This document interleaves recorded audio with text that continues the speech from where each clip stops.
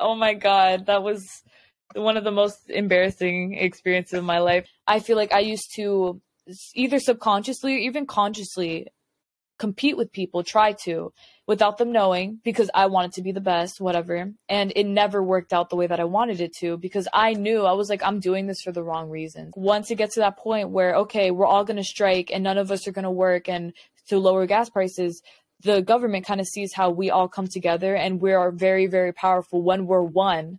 And then that's when they kind of give us what we want.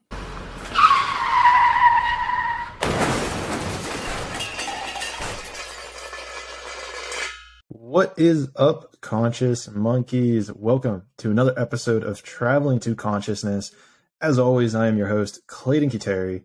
Today's guest is a clairvoyant psychic medium, and she has manifested a following of well over 780,000 people. It's crazy to me. She is into all things spirituality with the mission of humbly changing the world. Conscious monkeys, welcome to the show, ElectraSoul. Electra, thank you for being here. Of course. Thank you for having me. I got to be honest, whenever I was kind of browsing through mostly your TikTok, I find it very interesting and admirable that you cover such a wide range of topics. I feel like that's something that not a lot of content creators do nowadays. Thank you. I feel like it's super important to just literally put everyone on as much as I can to the spiritual world and everything. Like, whatever it, wherever it takes me, I'll literally just travel with it. I love it. Just go with the flow, right? Yeah, hell yeah. Always. And so that was interesting too, because right when we were in the green room, I was like, okay, so Electra, is there anything like you're reading or thinking about? And it was interesting because your response was, you basically asked me like, how deep are you into spirituality? And it's interesting because I don't really know how to answer that question. So right. What does it, in your mind, like how deep is deep into spirituality? Like what are different levels that you've seen, in talking with people? Okay. So honestly, I think that in terms of like levels of spirituality, there's never, not knowing enough or knowing too much. But I do believe that there's like, okay, we know about manifesting. Do you know also about the chakra alignments? Do you know about zodiacs? Do you know about, the way that the world energetically works? Like how deep into it are you? Because I feel like, with the ego, there's a lot of different things that we feel are limited. And then there are things that we, if you are truly like in balance with, with balance with yourself, you'd know that there's nothing in this world that you can't, I guess you can say, see a positive light to. You know what I mean? Yeah. So do you feel like that's kind of the basis then of spirituality, is this idea of being able to put a light on any situation? Oh, most definitely. I think that it's very important to realize that no matter how negative or whatever the situation might be, that there's literally always a way for it to be better. I genuinely believe that. There's never like a dead road, like it's just never going to be as bad as you think, Right. I mean, it seems like that there's always could always be worse, but it's interesting too, because I know people in my life have a very much a worry mentality, right? It's what if negative, what if negative, what if negative? And it's always fascinating to me is like, why don't you just say like, what if positive? Like, what if positive? What if this positive thing happens? Exactly. That's how I see it as well. It feels like that's almost a stronger energy too, and almost a more attractive energy than the negativity, because it seems to me that if you come with this place of worry, it almost like pulls you down more, or it's harder to manifest bad things in a sense than it is good things. I guess that's how I'd articulate it. No, you're right. You're completely right. Because with negativity or, darker, pessimistic stuff, that's part of the ego. And, when we die, we're not egos, we're souls. And soul, us being naturally souls coming to earth, being a soul, we are literally destined to be positive. It's destined to be good for us because we were born as that essence, but we're the ones who overcomplicate it a little bit and add the stress and the worries and the what ifs, because people think it's easier to suffer than to be happy, because then you have something to lose, they think. Do you think just based on the way that you're wording that, do you think that people find it easier? How did you word that? Easier to suffer? Is that what you said? It's like, it's like no one wants to, but it is easier. People think that it's easier to live in misery than to be very happy, because then if you're very happy, something can take it away. But if you're miserable, nothing, you can't lose anything, That's an interesting way to look at it. Because I guess in my mind, it's more that people become in alignment with the frequency of misery, whether it's their upbringing, whether it's their childhood, whether it's their environment, whether it's the words that they were told when they were a kid. And so they almost become in align with it. And it becomes this very interesting dynamic of, do I know how to align with something higher, even though it feels uncomfortable? Exactly. Yeah, that's pretty much exactly it. I feel like you just said what I said, but from a different, like a different wording or a different perspective in a way, I guess, because it's pretty much the same thing. Like, everyone wants to be aligned. Everyone wants to be good. Everyone wants to be happy. But at the end of the day, if you were raised thinking such negative things or being taught such negative things, it's easier to literally just reside in what you've been taught your entire life instead of breaking the curse, the generational curse, and becoming embossed and empowered just like you should, Oh, for sure. And yeah, this is interesting definitely. because looking at it from a perspective of our entire life, how did you come into the idea of spirituality? Did you have a parent? Mm-hmm. Was it something that you grew up with, or was it something that you found through other means? That was in terms of spirituality, it was definitely all me, because my parents, they're not very spiritual. Well, more now because of me, but it started off with my own interest. I first started off with demonology. I really loved the paranormal, and I was able to see things. I had no idea though, what my gifts were showing me until, as I got older and I realized, I was like, oh shit, I was actually seeing spirits. I was hearing spirits. That wasn't just me. And then from there on out, I dove into astrology at age 12. And then it kind of it never stopped. It literally never stopped from there. Wow. So you got into astrology at age 12. So you still were, that's interesting because you were exposed to this at a young age. How the people who I've talked to before who have been exposed to it at a young age have it seems like they blocked themselves or turned it off. But then in your story, it sounds like you kind of just went through it. How did that kind of manifest itself as, okay, you're seeing things and then you decided to actually investigate them as opposed to saying, I don't want to see this at all? I think I found natural comfort in it, because ever since I was a child, I always wanted to know about the subconscious, the hidden stuff. And as I went on, no one around me wanted to. It was like what you said, they were kind of who cares, move on, And I was the one who was but wait, there's more to this. I can feel it. And I would, venture it out to figure it out. But of course, that takes a lot of research. It takes a lot of your own intuition. It's a lot of you have to just trust yourself, especially when you come from a place where no one around you even understands what you're talking about. You have to you understand it yourself. You have to learn yourself and everything. So, for sure. Yeah, definitely. Well, before we get too far away from it, you mentioned demonology, which I've never heard before, and I can only assume based on the word that it's the study of demons. So I guess walk me through it. I mean, from the first part, what do you even define as being a demon? I know there's probably this easy way to just be oh, it's a negative, so-and-so, but how do you break down even what a demon is in the first place, and how does that kind of transition into the study of demonology? Okay, so in general, the way that I see demons and things like that, well, with spirits in general, I see it all as a manifestation of energy. It's not an actual, physical entity or anything, but it is a body of energy. The way that I see demons is that they are typically the worst vibrational kind of being out there. Instead of angels, who are the direct opposite, very light, positive vibes, it's the exact opposite. And the reason that these are deemed worse than a negative spirit in general is because a demonic spirit comes directly from that dark source. With the negative spirit, it's more so a human spirit that was hurt and now you're sad in the afterlife. That's something that can be fixed.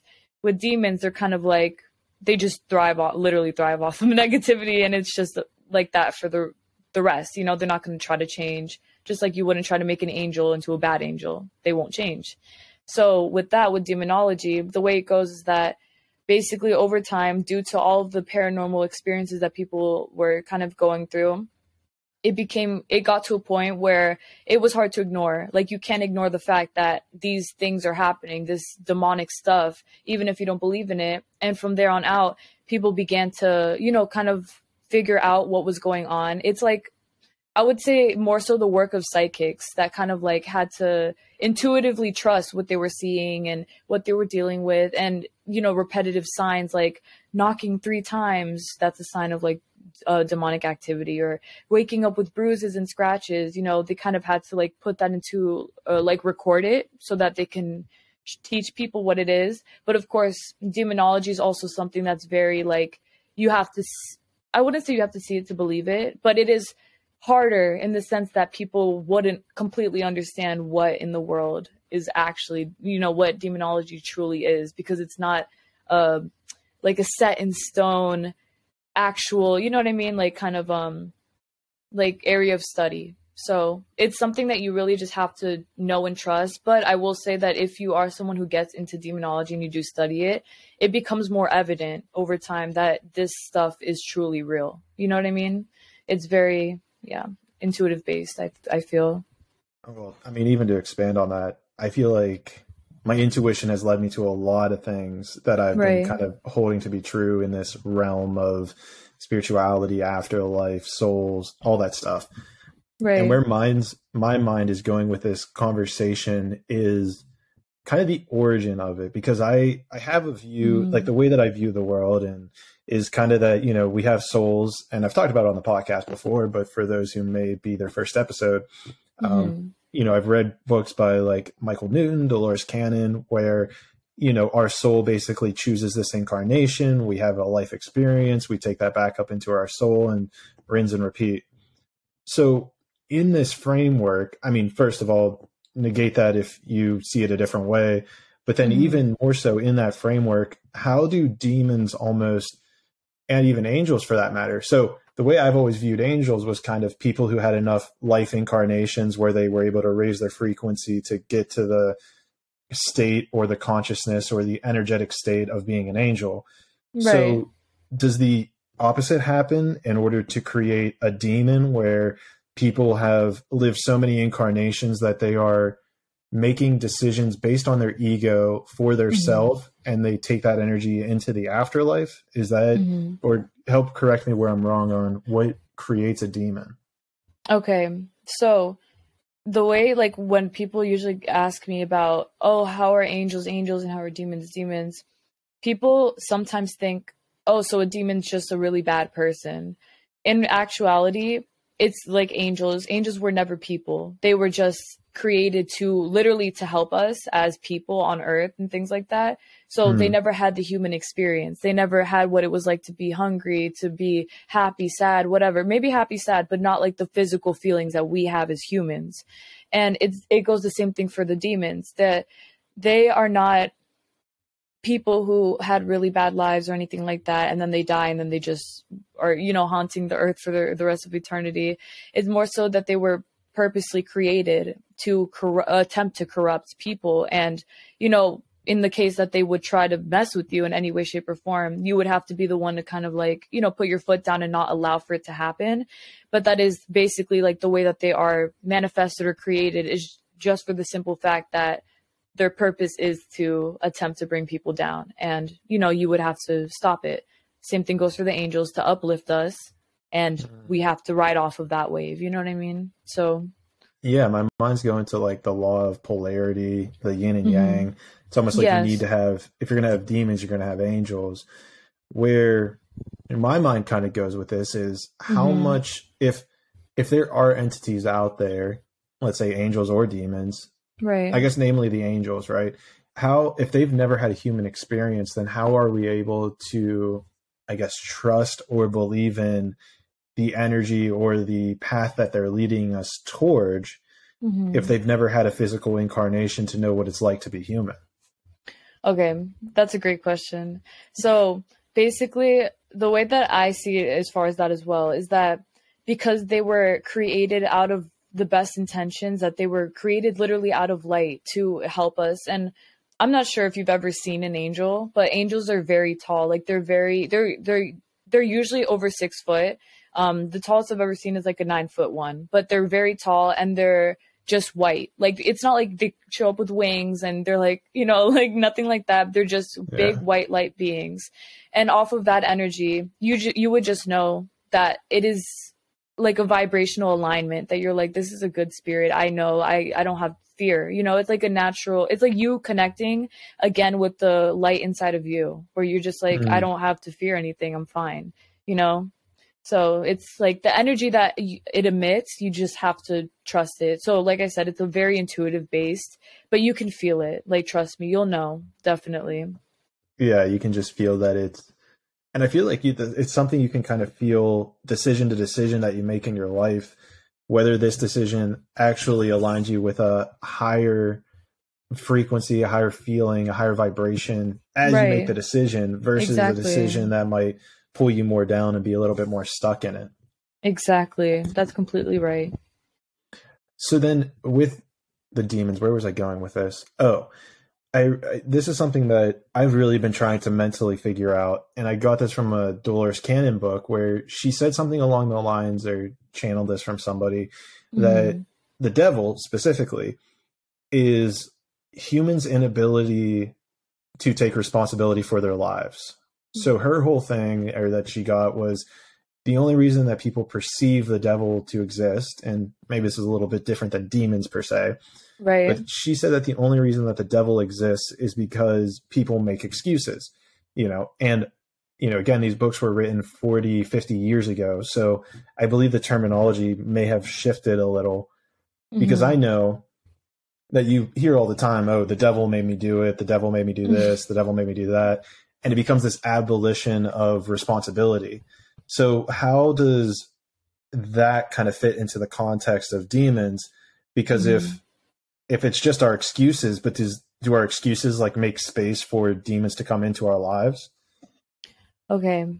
So basically, the way that I see it with that as well is that basically, as far as responsibility goes, I feel it is very important that you do take, you have to, as a person in general. And the way that you avoid like dealing with yourself, that's where all of these beings, like the demonic beings, I feel that they attempt to take advantage when you avoid doing what your soul is telling you what to do. Like if your soul is telling you, hey boo, it's time for you to go on walks, like you'll feel better if you do, and then you're like, I'm not going to take walks, I'm just going to lay in bed all day. That's kind of like you feeding that energy, the negative energy. And that's not to say that in that moment a demon will visit you or anything like that, but that's how it starts. Then you start Mm. doing other things that don't help you. You start going down that little road, and then that's when you feel more negative. You feel more bothered by, oh, I feel depressed all the time, I'm hearing things, I have nightmares. People deal with that kind of stuff, and that usually, truthfully, is a lack of taking responsibility for the actions that have led to that point. It's all about you having to literally step up to not allow for that shit to affect you. You know what I mean? Oh, It's for very sure. important. And that makes sense then, because it's just like almost aligning you with that frequency. It's Right. almost, you're making the decisions that are not for your highest self, and therefore you're just aligning with that frequency of that lower frequency. And so by Mhm. aligning with that lower frequency, you start to almost see it, right? Like, would that be a fair way to say it, where that becomes into your perception of, this is what it is? And this is really interesting to me, because I made a TikTok video kind of like tongue in cheek, but I truly believe it, that Mhm. you can read people's minds just by being more honest with yourself. So it's like Right. this level of, if you're able to align with that higher frequency, then it Mhm. enables you to see everything that's kind of below you. Right. That's very cool. I've actually never heard of like what you just said. That right there. I think that's a cool perspective, because it is true. It's like all this stuff, it's the same, but it's all taught in different forms. So I guess it's like so people can understand it better, and like, different perspectives and things like that. Because not everyone is open to just hearing one way that it works. Like people want, if you say, if for example you tell a very conventional person, this, that, and they're like, I don't know, I've been taught this, that, but usually you're just telling me back the same thing I'm saying, but in a totally different, like, way of saying it, pretty much. So it's all the same. It's just we're learning differently. Yeah, it goes back to the very first thing that we were talking about, and you were like, "Yeah, you just said the same thing I said." And I was like, literally, yeah, exactly. So that's really cool. It's pretty funny. The other thing I wanted to, I guess we're going to slight topic shift here. I wanted to commemorate you on is that you're a really good storyteller. I'm not sure if you know that or not. I don't, but thank you. You don't know that? No, now I do. Thank you. I was watching your like going through your TikToks the other day to like see what you talk about, like a little bit more in depth. And it was just like the stories you were telling were very well done. Like I don't want you to get into, you might be just a natural at it. So I just wanted to at least bring that up and give you a mini round of applause for it. Thanks. I appreciate it. You've never heard that before, that you're a good storyteller? Honestly, I'm going to be so honest with you. I never tell stories. I only do it online. Maybe that's why I don't know. Yeah, because I like to only tell stories when I feel like I have a purpose to. Like if someone asks me in person, I'll be like, okay, I'll tell you. But I'll never, ever go up to you and just be like, guess what happened last night? Like never. So that's pretty cool that you mentioned that. Do you not have friends that like you, because you tell some interesting stories on your TikTok about like hauntings or visiting like a haunted museum or these different kind of things. So are there not too many people, I guess, in your physical reality who you discuss these kinds of spiritual things with? Okay. So honestly, there isn't too many people. The only real person would be my boyfriend. That's like the go-to because he completely understands it. We both are psychic mediums. So we both are able to sit there and be like, let's figure it out. But with other people, a lot of times they're very not in denial, but I can feel that they're just like, kind of like, huh? Like I need to see it to believe it. So in that case, I just leave it alone. I'm like, you'll understand one day. For other people, if they ask me about it, which is usually what happens, like instead of me going up to people and being like, let me tell you this, they'll be like, I had a really weird dream or I experienced this and I saw this. Do you know what it means? And then I'll explain. So usually the really only person would be my boyfriend. But besides that, everyone else is just there to learn, I think, That's interesting. Yeah. No, I mean, it's super interesting to hear you say that because I felt like I started off in that point in my life where I might still be at a similar point myself because, right. And there was a big reason I started this podcast was because I wanted to figure out what other people knew about this realm of spirituality and all this crazy stuff. And all this stuff, right. And it's not something you can just, like walk up to someone on the side of the road and strike up a conversation about. But usually people are very open. I've noticed that over time. Like, for example, when I was in Nantucket in June, and I remember, like, for me, everywhere that I go is a spiritual experience. Even if I don't say it or talk about it, I see everything as like, there's a reason for this trip. There's a reason for this, whatever. So I remember one day a guy just comes up to me and my friend group while we're there, and he's like, let me tell you about this story about something that happened to me 30 years ago. And it was a story about how he was visited by a spirit, and he didn't know it was a spirit. He thought it was just a man. And him seeing that spirit said, it's like a whole thing, but basically what happened was he fell and he had barbed wire or something like that go through him. And if he had stayed down, because what happens, he was laying down and he woke up and he saw the spirit, and the spirit scared him enough for him to get up and to go do something about what was going on. And he told me that he 110% believes that if he didn't see that spirit, that he would have laid there and just died, literally bled away until he would have passed away. So he said that at that point, it was like it saved his life. And it happened like two more times with other situations. Something about a wrong direction. He was going in the wrong direction. He saw the spirit and he turned around and then he left. And later on, he found out that something would have happened if he had continued down that road. So it always happens. That's trippy. It is trippy. So trippy. And especially for someone, go ahead. No, I was just going to say, especially for someone to go up to a girl who would understand, or even just people who would understand it, and to share that, I feel like it's so aligning. Like it's just so spiritual. I don't know. Did he just randomly come out of nowhere to share that with you?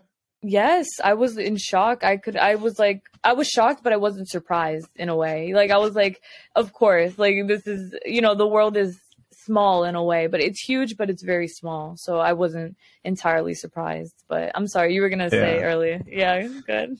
No, it's all good. We got plenty of time. I got you. We'll get all the stories in. Yeah, but it was reminding me of some sort of, there was a football incident where after the play was over, it was like nasty hits and all that stuff. Mm-hmm. And there was a guy, like, it was kind of a piled up almost, but it was maybe a small one. And there was a guy on the bottom, but then the guy on top of him was kind of like laying diagonal. And what happened? I forget exactly how it played out, but basically the guy on the bottom wasn't injured, but the guy on top was. Right. Now, the guy on the bottom just didn't move, which isn't normal for someone after a play. Like, if someone's still laying on you, you get pissed off, you push them off, whatever. And right. I don't remember exactly what he said after it, but he said something about like something or someone was telling me to just stay still. And so he just didn't move. Turns out, had he moved and got up, the player that was injured on top of him would have died from like the way that he would have moved off or something like that. That's so scary. It's scary. Yeah. I mean, it's a very wild sport, but just to have that awareness of like, there was something that was speaking to me that told me not to move in this situation. I mean, shit like that, it's just, wild to me. It's so real though. Like, I love that so much. It's like scary to think that person could have died had he moved, but I love when people actually listen. Like, they hear that voice and they're like, I just did it. Thank God. Like, thank you for doing it. So why do you think people don't listen to that voice all the time? Overthinking. One word, literally anxiety, scared, I don't know, uncertain. Just listen. Like, if you hear it, it's not for no fucking reason. It's coming up for a reason. You got to listen. And I always feel like if people don't listen, that not that it's a bad thing or that bad things will happen, but I feel like if they feel a very strong feeling and they don't listen to it, that's when something, I guess, bad, really bad can happen. But if something minimal, like, I feel like everyone does it every day. Even you, maybe you thought, I should go down this road, but you're like, I'm going to take the other road. Maybe going down the other road, there was a roadblock and you're like, oh, that's why I should have went the other road. But, it's a small inconvenience, but it was still something that showed you to another road, Yeah. I do it with food all the time. I do it with food all the time. That's okay. I was going to make a food example and then I changed it. Trust your intuition. Yeah, you see? Like, literally right then and there. That's insane. Well, it's funny. There was a story you had where you were talking about applying for some sort of spiritual workshop or something, and you pulled out your crystals to do you want to tell that story? I think it embodies exactly what we're talking about. Yeah, I'll tell it.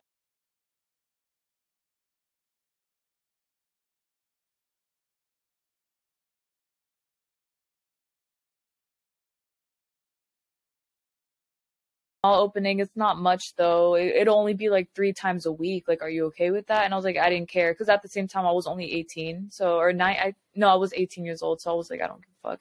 So I went and they set up the interview and she put me into a room and it was me and the woman, and she was a psychic medium already. So initially going in, I was like, what if she knows more? Like, what if I can't do it? What if, because I'm so young, she's looking down on me? And so I went in, with that fear. And I remember I was like, she might have, she told me at the end that she knew I was nervous, but I was literally like low key shaking. I was like, I didn't want to fuck up.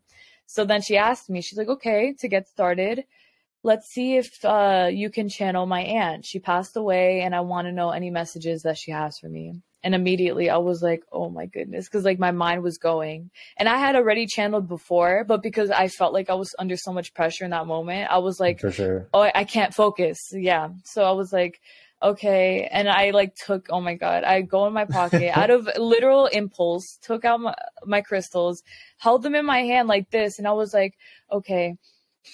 And I remember I was like, I'm fucking up so bad right now. Like, she was like looking at me, and I was trying not to look at her, but she was like kind of like confused. And I was like, Jesus Christ. Like, I couldn't even say, I'm sorry. I don't know why I did that. I just went along with it. So I played dumb and I was like, okay, I feel like she wants you to know this and that. And I think it didn't align completely. And she was like, like, she was like, I don't know, this, that. And I was like, okay. I was like, what, like, at that point, I just kind of stayed quiet, and she continued. She's like, well, that's okay. Let's just move on to the next thing. She's like, do you know, or can you channel where, I think she said where she's from. It was something like that, or where we're from, like my family. And I remember, to be completely honest, like, she was a middle-aged white woman. So in my head, she didn't have an accent, nothing. So I was like, Wyoming. Like, in my head, I was like, middle states, like, maybe, like, kind of thing. I felt in my heart, in my soul, New York, New Jersey area, up north, because I live in Florida. I was like, it's up north, it's not far. But I was overthinking so hard that I was like Indiana, Wyoming. And she was like, no. She was like, no, we're from New York. And I was like, fuck. No, she said New Jersey. And I was like, fuck me. Like, I at that point, I was like, you know what? Forget it. Like, honestly, forget it. And she was like, okay. She's like, I think we're done, but I wanted to talk to you. She's like, I know that I see, like, you know, what you were doing, and I understand, like, you have good intentions and things like that. But she's like, first, like, no one takes out crystals to channel. And I was like, I knew that. I admitted it. I was like, I knew that. I'm sorry. I was just so nervous. She's like, I could tell you were nervous. And I was like, I know. It's just that I really don't want to work anywhere else. Like, I want to be a psychic, like a professional, good psychic medium. And I was like, I'm working on it. Like, I'm getting there. She's like, I understand that. But she's like, I want you to take a moment, and I want you to tell me, like, when you were trying to channel, did you hear a bunch of voices? And I was like, yeah. It sounded like you're in a room and there's just people just talking everywhere. So she's like, is that how it sounded? And I was like, yeah, I just heard a bunch of people. And she was like, okay, that's literally you just channeling. She's like, the thing is that you didn't say, let me channel her aunt. You said, let me just hear it. And you heard it from everyone. So that's why you didn't get a message. It's because you were just listening to whatever was coming through. And I was like, no shit, like, duh. She's like, because anyone can come through. She's like, bad spirits, good spirits, this, that. And I asked her, I was like, by any chance, have you ever experienced hearing a bad spirit or being tricked by, like, you know, someone pretending to be a good spirit? She was like, oh, definitely. You know, bad spirits, they try to, like, come through and give you fake messages and all this stuff to scare you. She's like, but it's never true. So she's like, whenever you channel in the future, it's very important that you locate a spirit and you say, let me talk to this spirit. Let me see what comes through. And then that's how it starts. And I was like, that's good advice. And after that, even though obviously I didn't get the job, like, she told me, she's like, you know, understandably. And I was like, it's fine. I felt like I learned something that day. And that was that I learned how to successfully channel one spirit and not 1,000 million, you know, all this stuff. And after that, I never lost that advice. Like, I kept it with me. So I love it. Yeah, it was crazy, but meant to be. Well, I mean, I think that's like the nugget in there is like understanding that discernment, you know, with your, you know, being able to channel. Right. Because I know I had a teacher who helped me out to create my pathway. And I mean, I have this like 3-paragraph thing that I'll read off in order to open up the channel. Right. And it's exactly what you're saying. Like, the first paragraph is identifying the light beings I want to talk to. The next paragraph is identifying, like, that no meddling spirits, save me from my third density mind and ego. And then the last one is like identifying who or what I'm trying to receive this information for. And so I find that really fascinating that was actually the message that came through for you.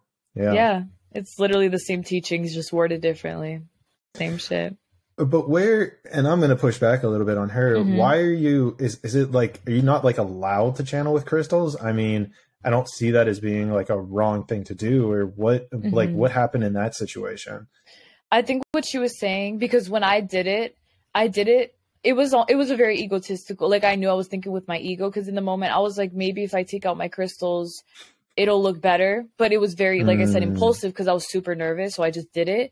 And then as soon as I did it, I was like, that's not, like, the thing about crystals, like, they do help you. And, you know, with the energy that they give off, depending on what it is that you're looking for, it will help you out with that. But what it really was she was basically telling me to not depend on the crystals to get me to hear a spirit. Like, the crystals itself was not going to allow me to hear a spirit. It was going to be me. And, you know, no psychic medium was going to, you know, it's just not like something that is done. You know what I'm talking about? Pretty much. It's just, it's not like a common practice. But exactly. I mean, but I kind of view possible. Yeah, exactly. I view this as like you create your own adventure type thing. Exactly. So, like, if you want to use crystals, by all means, like, you know, roll a crystal, and if it appears a certain way, you can, like, look into it, I'm sure, and see you know, what you want to see. Exactly. There are no limits. Yeah, you're right. Literally. Yeah. So, but maybe to your point, she was more seeing it of like Electra's using her ego to pull out these crystals, and I'm sure she could just see it from your energy. Exactly. She know. She know. Yeah, she definitely know. Yeah. Have you gone back and visited her at all since then? Actually, that's where I got my first piece of moldavite. I don't know if you know what moldavite is. I do not. It's a tektite. It's not a crystal exactly, but it's like a very small tektite. Well, it's not small. It's actually a huge meteor. I can't say that. Meteor. Yeah, that basically landed. Oh my gosh, I forgot the origin. I think I don't want to say anything wrong. Actually, I'm not even going to say it, but it landed. I can Google it. Okay, cool. Because let me know how to spell it. Okay, it's MOLDA. MOLDA VITE, and then you'll see like the origin. Yeah, moldavite. It's an extremely powerful tektite. What does it do? It like shakes. Well, what's a the tektite? core. Let's back it up just a little bit. What's a tektite?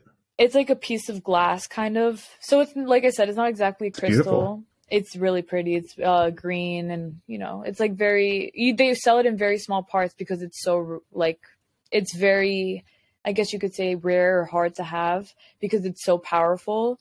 People tend to like if you sell. I think even like a small piece like this costs like $50 to $100. Like a very small. You're making like a piece. okay sign with your hand, just in case like anyone's listening. It's yeah. like, oh yeah. So, yeah. Very small piece. No, you're too used to TikTok. Yeah. I'm spoiled. No, but it's a very, very cool little thing, but it does wake you up inside, spiritually speaking, and that's why it's very hard. I guess you could say. It's not that it's hard to have, but it's more so like, are you prepared to have it? Because having it, it's almost guaranteed that you will be feeling an energetic shift within your life, that things will change, things go on, especially if you're somebody who hasn't done much of your work to be, I guess you could say, like aligned spiritually. That's where that comes in. And it kind of like forces you to wake up. Like, it's not a choice anymore, baby. Like, I'm gonna wake you up, So like when I remember, yeah, exactly. So at that point, I remember I bought it, and it was like in an oil, and it had the tiniest piece of it at the bottom. And I remember she told me, like, she was the one who put me onto it. She was like, this is moldavite. This is very rare. It's, she told me, like, to be honest, because she sold it for a cheaper price than like other people would. And she was like, you're better off just getting it now, because she's like, there's no guarantee that anywhere else will sell it for as cheap as we do. That. And I got it. And honestly, nothing really shifted because at that point I was already very deep in my spiritual journey. But I remember that I did feel an energetic shift in terms of like my determination. I remember I was like, damn, I feel more motivated. I feel like I want to do something. For other people, things sometimes they fall apart completely. Not in the worst way, but like it's almost like they fall apart to come together. But it's a very rude awakening, pretty much, for some people. To shake you into your alignment a little bit more. As opposed to what you're going through. Yep. So I found the story of moldavite formation.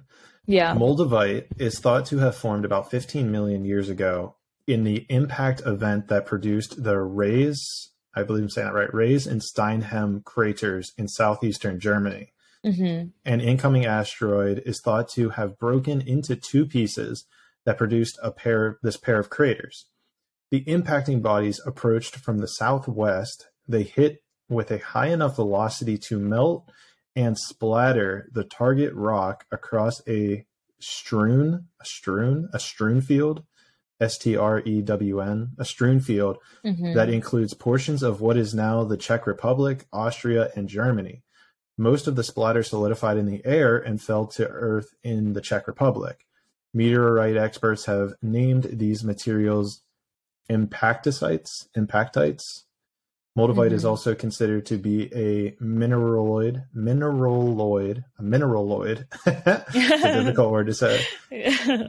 Because it is a naturally occurring inorganic solid that does not have a crystalline structure. That's interesting. It solidified so quickly that atoms did not have enough time to organize themselves into minerals. That is fascinating. And they've got a little picture here. Wow. If you're looking for this article, geology.com/gemstone/moldavite. Wow. That's pretty It's fascinating. amazing. It is. It's really freaking cool. I love things like rare stuff like that.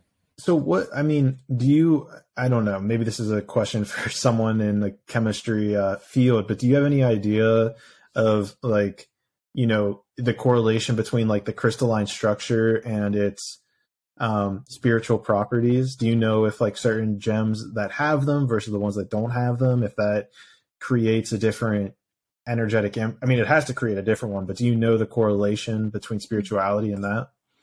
I feel like what it is like the energy of the origin of the place in a way, because I do feel like as you were telling me that, like I was able to see how, because, you know, it's an asteroid came from space, that energy alone is very different. Like that's a very impactful, like it was forced onto Earth. You're going to have it, this, that. As for other crystals, for me personally, I feel like seeing them in like Brazil, because a lot of them come from Brazil. Some of them come from like countries like Mexico, even, like they're all over the place, but they're kind of like already set for you to have, you know what I mean? Like there's definitely like all the crystals that anyone has ever bought is not created, but it has been found and molded and, you know, like scraped down to be clean and pretty, but it all comes from this earth.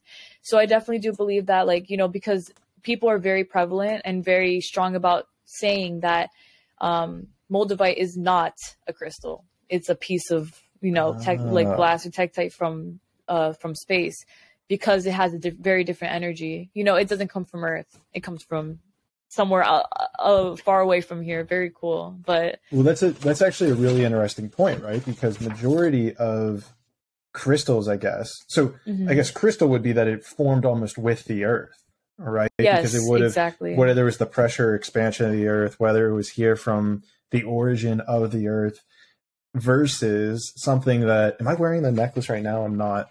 But there was even, it's a thing called shungite. I'm not sure if you're familiar with it, yes. But you're familiar with it? Okay. So I have a necklace like that kind of is infused with gold and different stuff.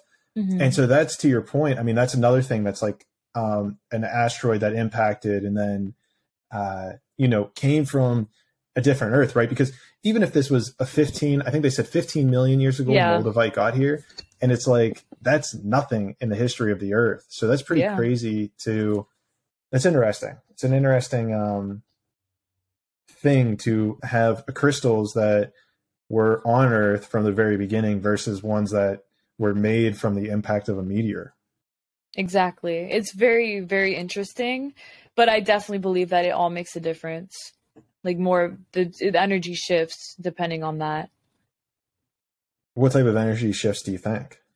I think that because, like you said, like with the Earth, I feel like we were obviously destined to finding like all the crystals that we have here because they were on Earth. They were placed here for a reason. And we find them, you know, there's no way that we won't.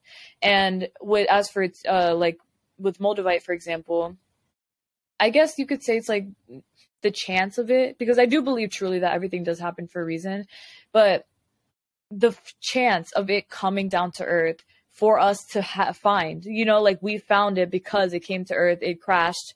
Now we have no choice but to deal with it. And now here, oh my God, we found this piece of Moldavite. Let's distribute it to the people. That alone is like a totally different energy in itself. It's like venturing out something that came on accident for us to have on purpose. You know what I mean? Like it's like the purpose of it coming. Well, because that's interesting too, right? You're bringing in the idea of, you know, people say coincidences. I don't really like the word coincidence because I feel, and it sounds like you're in alignment with this, where it's like everything happens for a reason. Like there's a reason that, and it's interesting too, because I've had really smart people who have asked me, like, do you really believe everything happens for a reason? And I feel like we've even gotten to science, like science even proves that everything happens for a reason. You know, it's Newton's, I forget which one of Newton's laws, that like everything that has an action has an equal and opposite reaction. So, you know, hell, if, you know, someone were to interrupt this podcast for some reason, you know, like there's a reason that happened, you know? So I always find that really fascinating. But then to layer this on top of the asteroids is really a fascinating thing as well, where it comes into play of, okay, we're going to put certain minerals or crystals on the earth. Right. And then we'll now introduce other things, as whether it's humans progressing in society, whether it's, mental expansion, whether it's our consciousness rising to a certain level. And it's like, let's send them this mineral to help them elevate their consciousness in a more harmonious, or almost like a more faster way. Right. Does that resonate with you? Yes, I see what you're saying. I definitely can understand that perspective, because it's almost like the way that, I guess, the things that we were shown as people, it's almost like we have no other choice but to expand as souls. Like it all leads down to that. I genuinely believe that, like, no matter what it is, because I don't want to say this in like a way to, I guess, offend people who feel like that are more aligned with their ego. But genuinely, I do believe, like, kind of back to the beginning about the responsibility thing. Like, in order to become more and more and more aligned, you have to understand that it does take you just taking responsibility for your life. And just to say, like, I'm not going to deal with shit that I don't want to deal with. I'm not going to victimize myself, be this, be that, if I don't want to live that way. And that's why, like, all of these things that are happening, they all lead up to that moment, like, in which you're like, no, I can do this, like, full empowerment. That's like the whole thing. I truly think of this whole thing is just being aligned with them, not even just aligned, because it's not more so like, oh, if you're not aligned, you're not good. Because, that some people think, and that's also an egotistical perspective to say something like that. It's just all about what you feel is the best for yourself. Do you feel totally content with your life? Do you feel spiritually like you got this shit, like you're good, you're straight? There's no rules. There's no, you have to do this, no that. It's whatever you feel. It's like specific to you, because what I need in my life is not going to be the same thing that you need in your life. You feel me? But us having two totally different things and us being totally content with that is still enough for us, because that's what's destined for us. Do you know what I mean? Like, for sure. That perspective is. It's reminding me of when I came into the realization that, this is going to sound super basic, but the realization that not everybody wants the same thing. Right. I know that like sounds like you're like, oh yeah, of course not everybody wants the same thing, but to actually extrapolate that of anything from a relationship to, monetary or, societal things that I want to accomplish, like starting a podcast, for instance. Obviously not everybody wants to start a podcast, but to me, like, my mindset was, and it's interesting because I feel like once we get into these niches or communities, you start to see more of it. And so then you start to think, oh, everybody's doing this.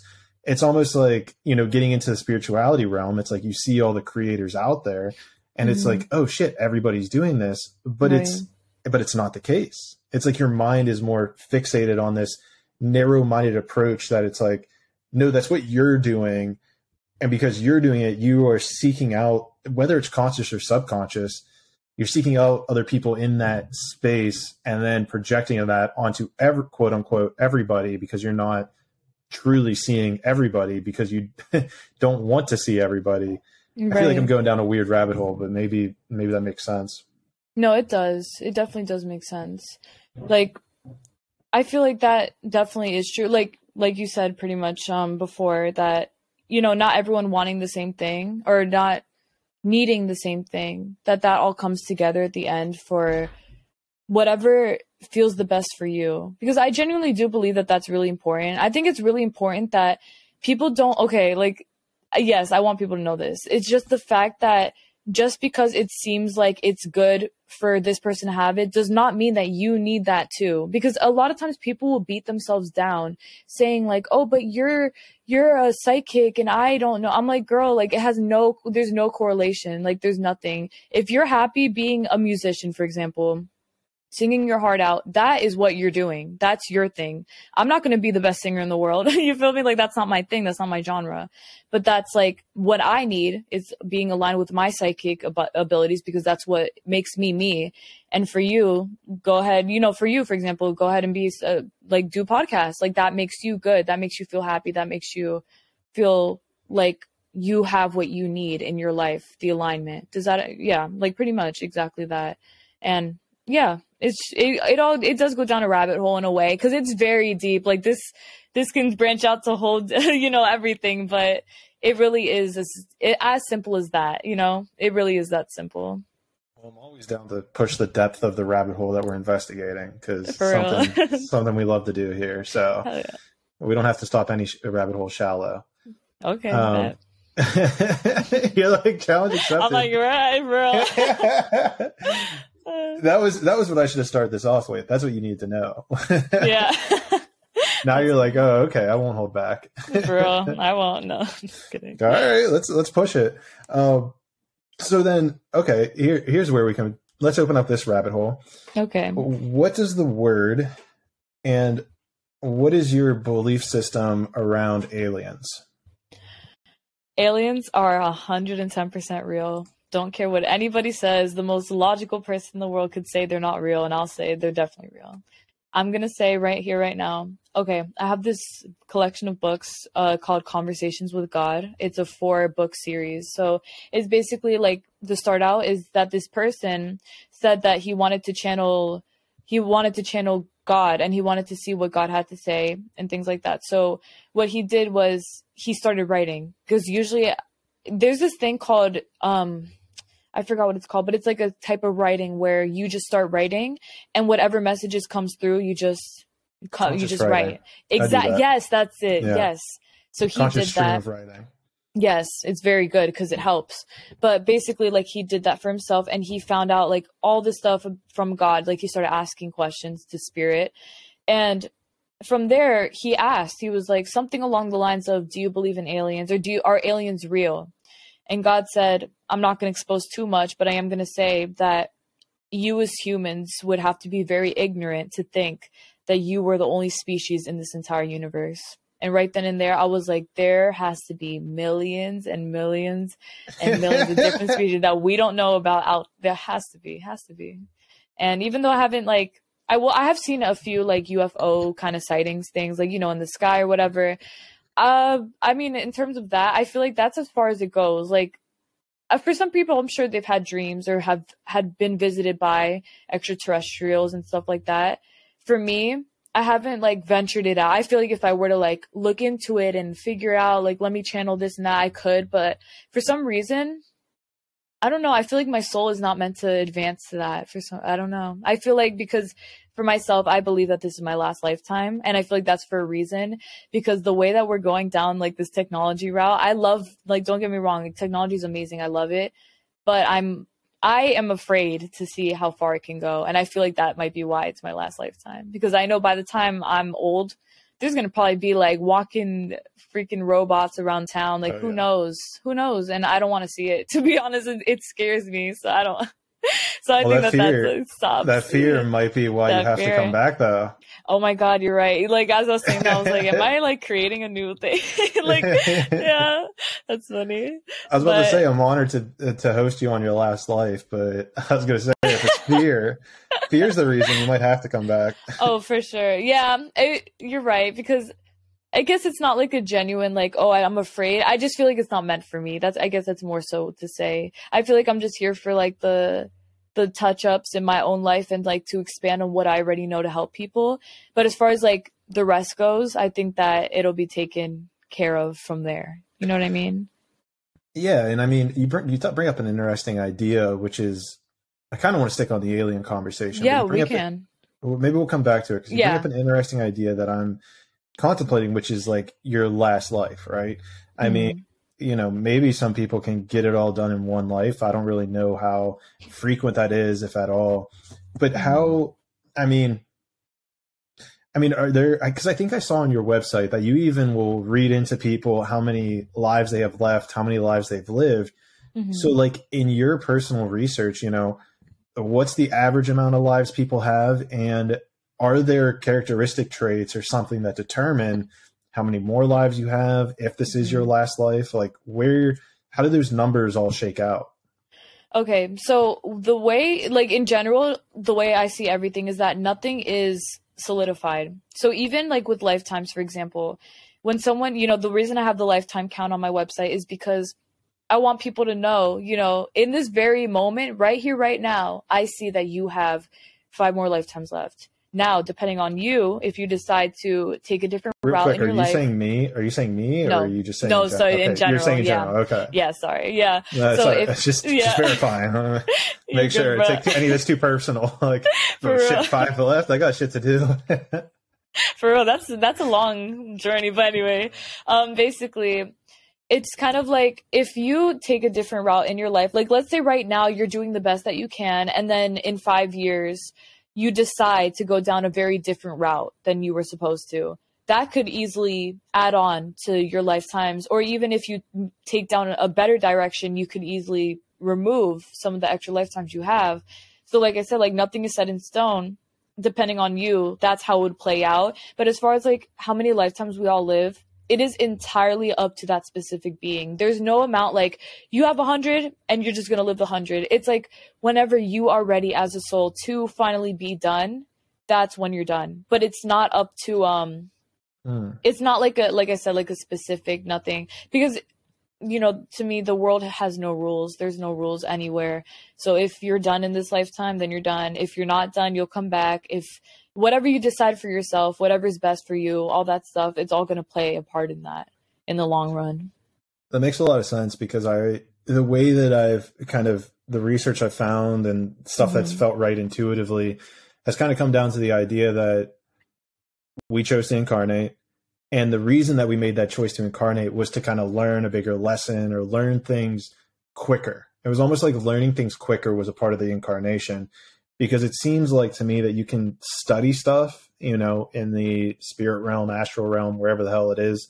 Mm-hmm. You can study stuff there to grasp it, but almost coming to Earth is like the actual test. It's almost accelerating the learning process. And so, to your point, I guess it makes sense that this could technically be anybody's last life. The question becomes like, do you want to reincarnate? Do you want to learn faster? How do you do that? Because in my opinion, you're never going to be forced to reincarnate. Never. Do you see that the same way? I do see it the same way, because I will say when I was younger, I feel like I took spirituality in a more like an egotistical approach in a way, because I'd be like, you have to do that. You have to do this. If you this, that. But in reality, like I said, there's no rules. So now I see it. I'm like, okay, I do believe that there's a choice for everybody to make in order to see if you want to come back, if you feel like you want to, because I have channeled a lot of spirits who, when they pass away, they're kind of like, it's not limbo. Like they're good, but they're still chilling as a soul. Like sometimes they're just like, I'm going to come back later, or I need time. A lot of times, like spirits need time before they come back to Earth. But I will say, like, generally speaking, that with spirits, they tend to feel like I do want to come back because I have stuff to finish. Like, that's really like, if you die in a car accident out of nowhere today, not you, I'm like, knock on wood, but like, for example, they would, if they have their whole life going for them, they're going to be like, holy shit, I still have to go back to do not the same thing, but I have to go back to figure out what else I have to do left. Like a lot of times it's like that incomplete feeling. But I feel like if someone genuinely feels like I've completed what I had to as a soul, I feel, not ego, as a soul, I decided that, then I don't have to reincarnate. And I also think that kind of plays into like what I was saying. Like, it's my choice. Like, I've made this my last lifetime. I feel like like you said, if I wanted to come back, I could just say I'll come back the next lifetime. I'll be back again. But I don't feel like I need to. Like, as a soul, I don't feel like I need to. So gotcha. Yeah, pretty much like you said. That's pretty cool. There's an interesting idea floating around that a lot of people that are incarnate, maybe not a lot of people, but there are a good number of people that are incarnated right now who were also around whenever Atlantis existed. Right. And, we're going through that phase. I think, and from what I've read, it seems like it's a combination of the technology that we're producing and the whole situation we went through with COVID, that these two things are like the big tests that our generation or our, I don't know if you want to call it massive soul cluster or something like that, went through, that actually caused the demise of Atlantean culture. And we're almost like replaying out those in our current, like this current stage, this current time space reality. we are going through very similar challenges that we faced when we were in Atlantis to actually avoid catastrophe again. And so I guess I bring that up to say, like, does anything about that resonate with you? Have you ever heard of something like that before? Honestly, I feel like I have, but in a different way, because I do know about Atlantis, but not that much. Like, I haven't that deep into it. So I'm like, literally in words.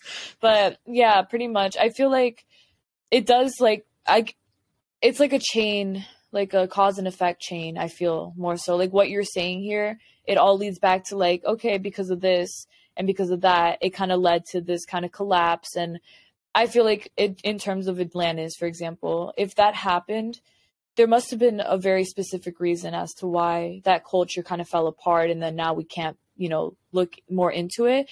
It might have just been like the first example to show us that how as a society, or as, like you said, soul clusters, that we are either the make or break of this entire world. And you see, even just with that, like something that happened so long ago, you can see how it's playing out in today's generation.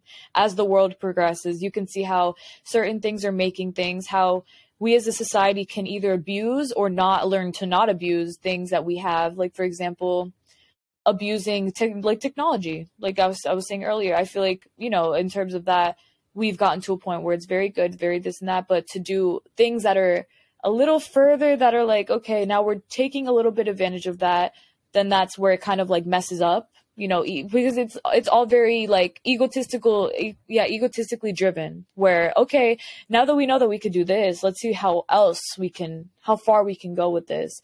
And then that leads for like some sort of either uprise or downfall of certain things in the world. And that goes in, again, not even just for technology, like food, for the way that we live, the way that we are, how we take advantage of the things that we have, like whatever it is. But it's all about having that balance. I think it's very important to have the balance and to not be okay with taking advantage of stuff just because you have it, So how do you,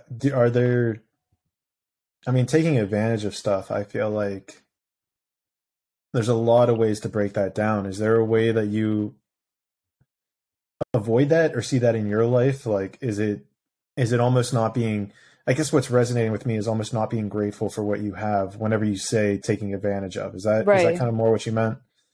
Yes, but not even just that. I think it's more to say that to not overdo what you have, not because you can't, but because some things just shouldn't be taken to that point. Like, yes, be grateful for what you have. And I do believe in having everything that you want. I believe that it's okay to be happy, to be as successful as you want to be. But I think that it's almost like, don't allow for your greed to do more than what you would do as a soul. Like, if you know that you're doing stuff now because of your ego, like egotistically driven to maybe prove a point or this and that, that's when you kind of like go on a route that's not so much alignment with you.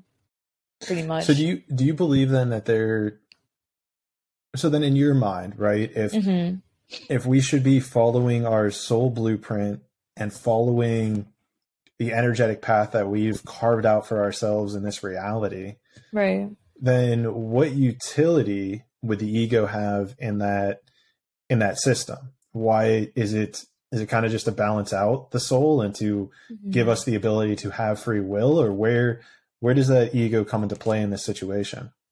I think that, over time, I've learned that having ego it's a very important thing to have, only in moderation. I believe that having ego is, like you said, like a balance, because if we were all like living just like souls, there would be no money, there would be no house, there would be nothing. We would literally just be like thriving off of fruits, like literally, and that would be it. But the thing is that with the ego, it kind of makes it's what gives you that courage, or not even the courage, it gives you the motivation to be as physically successful in the world as you want to be. Because as a soul, it's all about the alignment side of you. You become aligned as a soul because of your mindset, because of the things you tell yourself.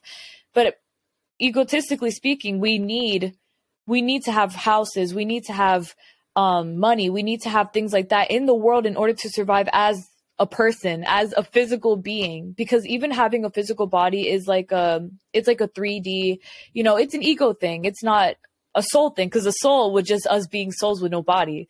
But because we have bodies, we have to feed that body with the, you know, that little hinge of ego that says like, okay, boo, you got to eat today. You got to make your money. You got to this, that, whatever.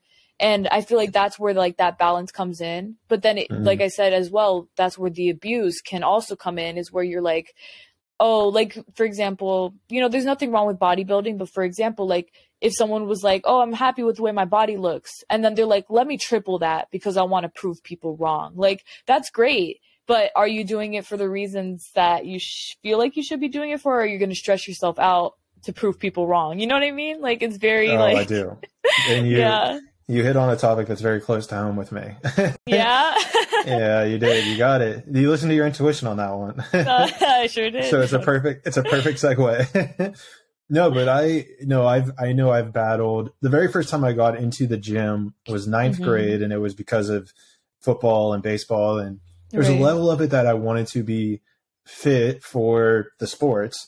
But there was the ego side that was like, oh, if I lift, I get big and strong, then girls are going to flock to me. Yeah. It was 100% there. And quite frankly, I think that was a mindset that I probably carried a good majority of my life. Right. And it's not to say, it's interesting too, because I've seen ups and downs where I'm like super cut, ripped and jacked, and then it kind of falls off and gets like a little bit soft and whatnot. And then it goes back up, and it's these swings. It's like very up and down.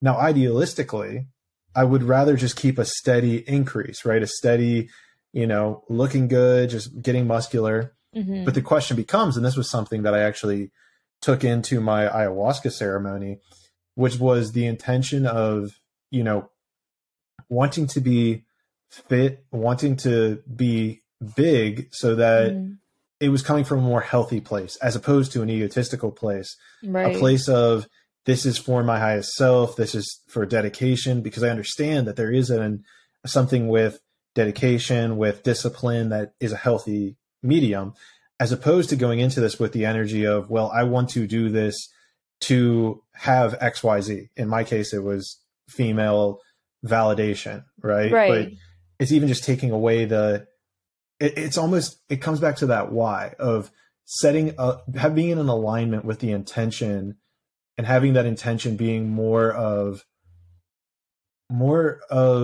for your highest self, as opposed to being feeding your ego, feeding your soul, as opposed to feeding your ego. Right.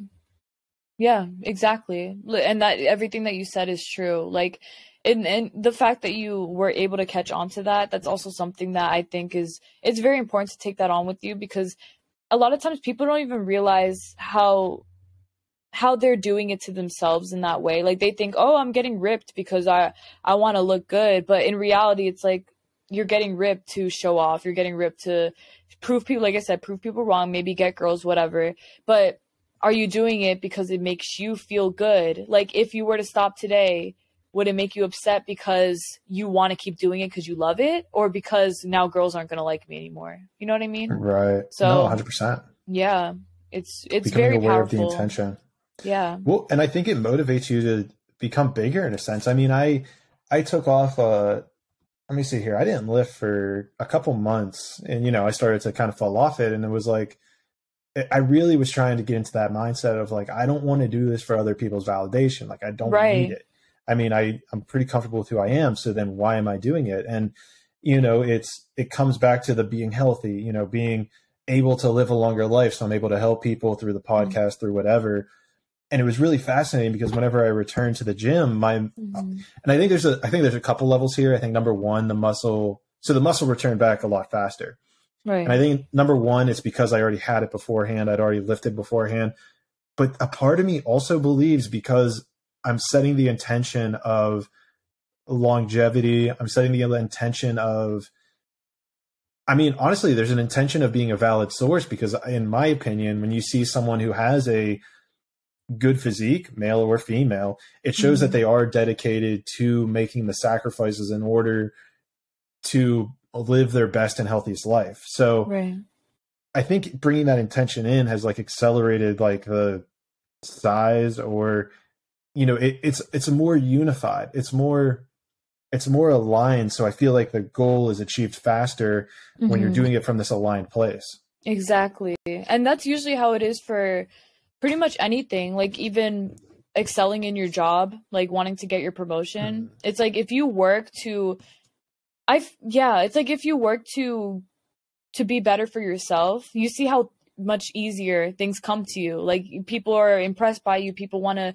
help you out, this and that, as opposed to I'm trying to compete with that person because I want to be better than them. And then somehow the person who's trying to compete with that other person gets the downfall, and then the person that you're trying to compete with, they get the praise because they're not they're doing it for the right reasons. You're focused on trying to beat them. Like, why, it's for the wrong reasons, and that all plays a part. It comes back around. And I do believe that that does affect you in the long run, because then you're thinking from a totally different point, like a point that you shouldn't be thinking from. And especially for someone like me, like when I was younger, I feel like I used to be, when I was very insecure and things like that. And I feel like I used to either subconsciously or even consciously compete with people, try to, without them knowing, because I wanted to be the best, whatever. And it never worked out the way that I wanted it to, because I knew, I was like, I'm doing this for the wrong reasons. Like, I can't try to compete, this, that. Like, I'm making myself tired, sick. Like, I'm stressing out. It's not good. Like, it's just not fitting, And then you kind of get away from all that shit as you age. No, I mean, I think some people get away with it. I get away from it. Some, yeah. It takes longer for others. But it's interesting because you're reminding me of whenever I was in probably middle school, high school, and I went through these same up and down flows in my social life, because there were times where I I wanted to be liked, wanted to be, admired, and I could tell that I was like trying to be funny. And it was interesting because when I would try to be funny, it wouldn't work out. It would fall on its face, and I'd get to the cycle of not giving a fuck. I'm like, all right, fuck it. I don't care. It's not working out. Fuck it. And whenever I took that mentality, I started being funny again, and people thought I was cool. And it was like, it started going up. And then I would try to be funny again to prove and get validation. And then it would fall back off. Yeah. I think that was my first taste of, just doing things because you want to do them, as opposed to the outcome of what's going to happen. Exactly. And what you just said, like, I have similar experiences to that as well. It's literally like when you notice that you're trying too hard, like you can feel it, you're like, I'm doing too much.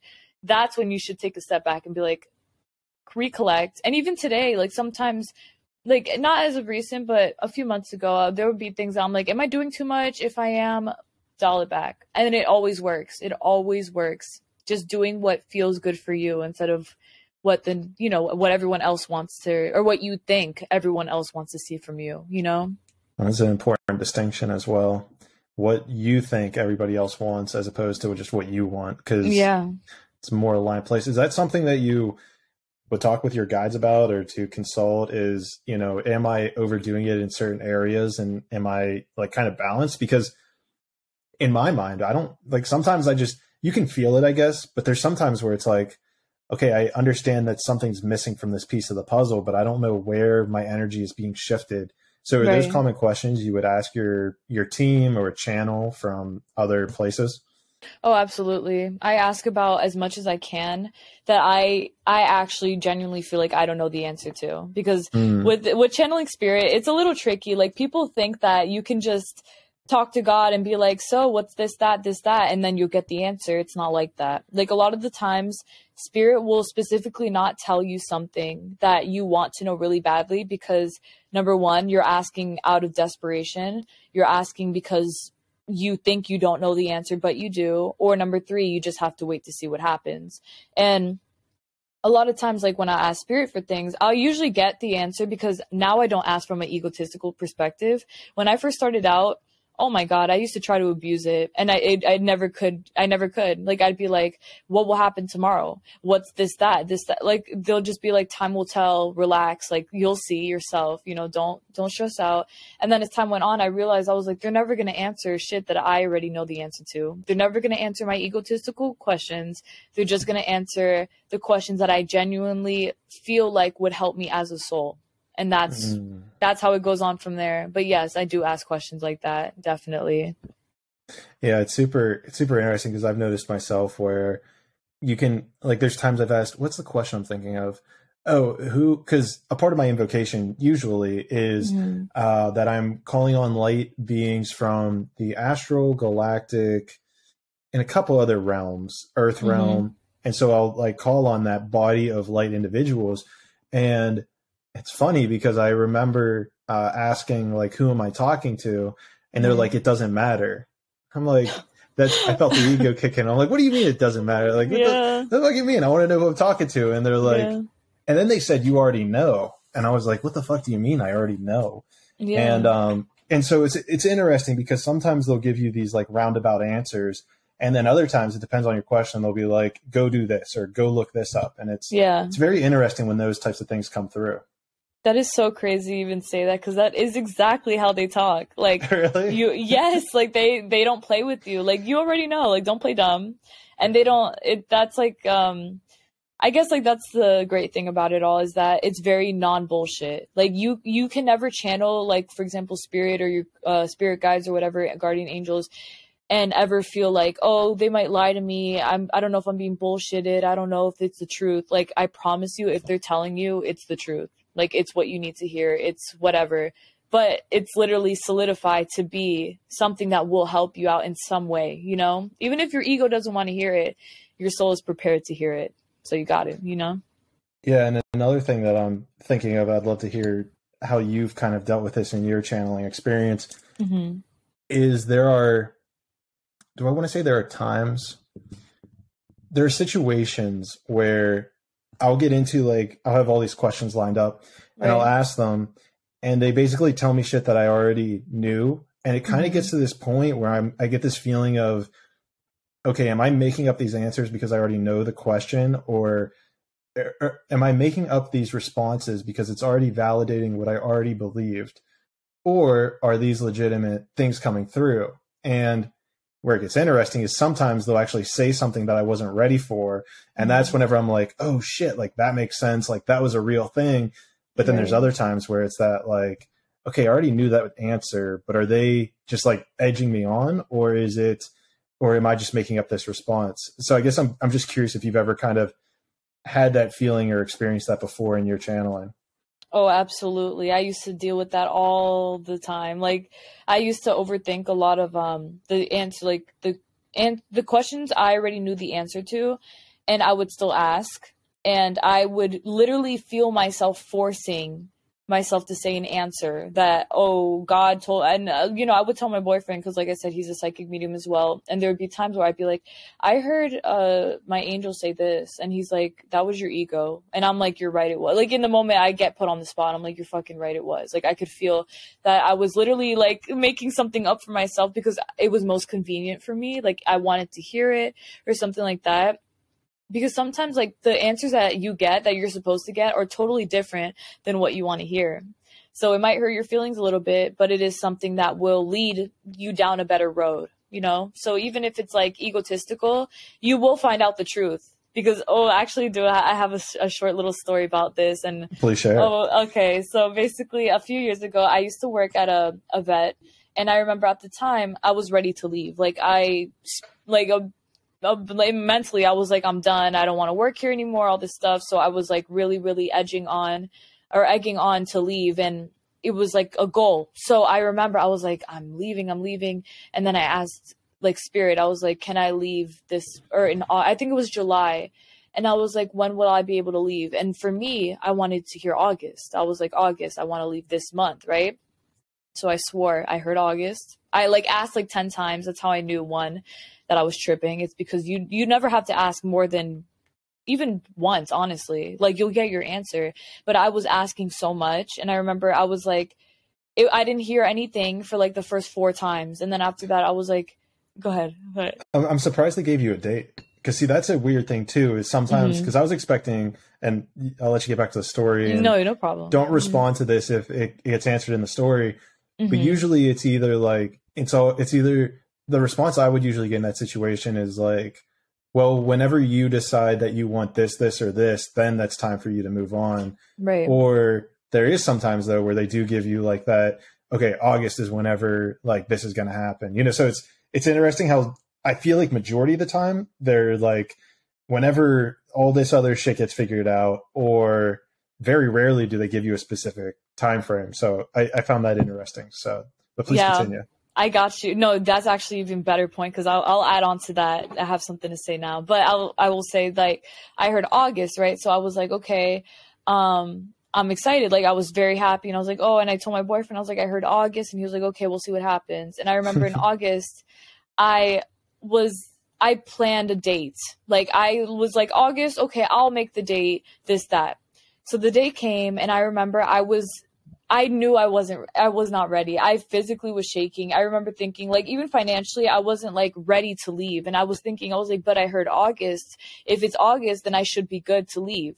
But that day, I remember I felt in my heart and my soul, it was like, don't do it. It's not time. And after that, I remember I was very upset, because I went home and I was like, I swore I heard August. Like, what is this? And he was like, that was your ego. And I knew, I was like, it was my ego, because today when I was going to go to quit, like to put in my 2 weeks, I just felt it. I was like, I can't leave. And then after that, I ended up actually leaving in November, but it was without them telling me. I just knew. I quit when I felt ready to. But what you were saying earlier about, if you decide it, then it's ready.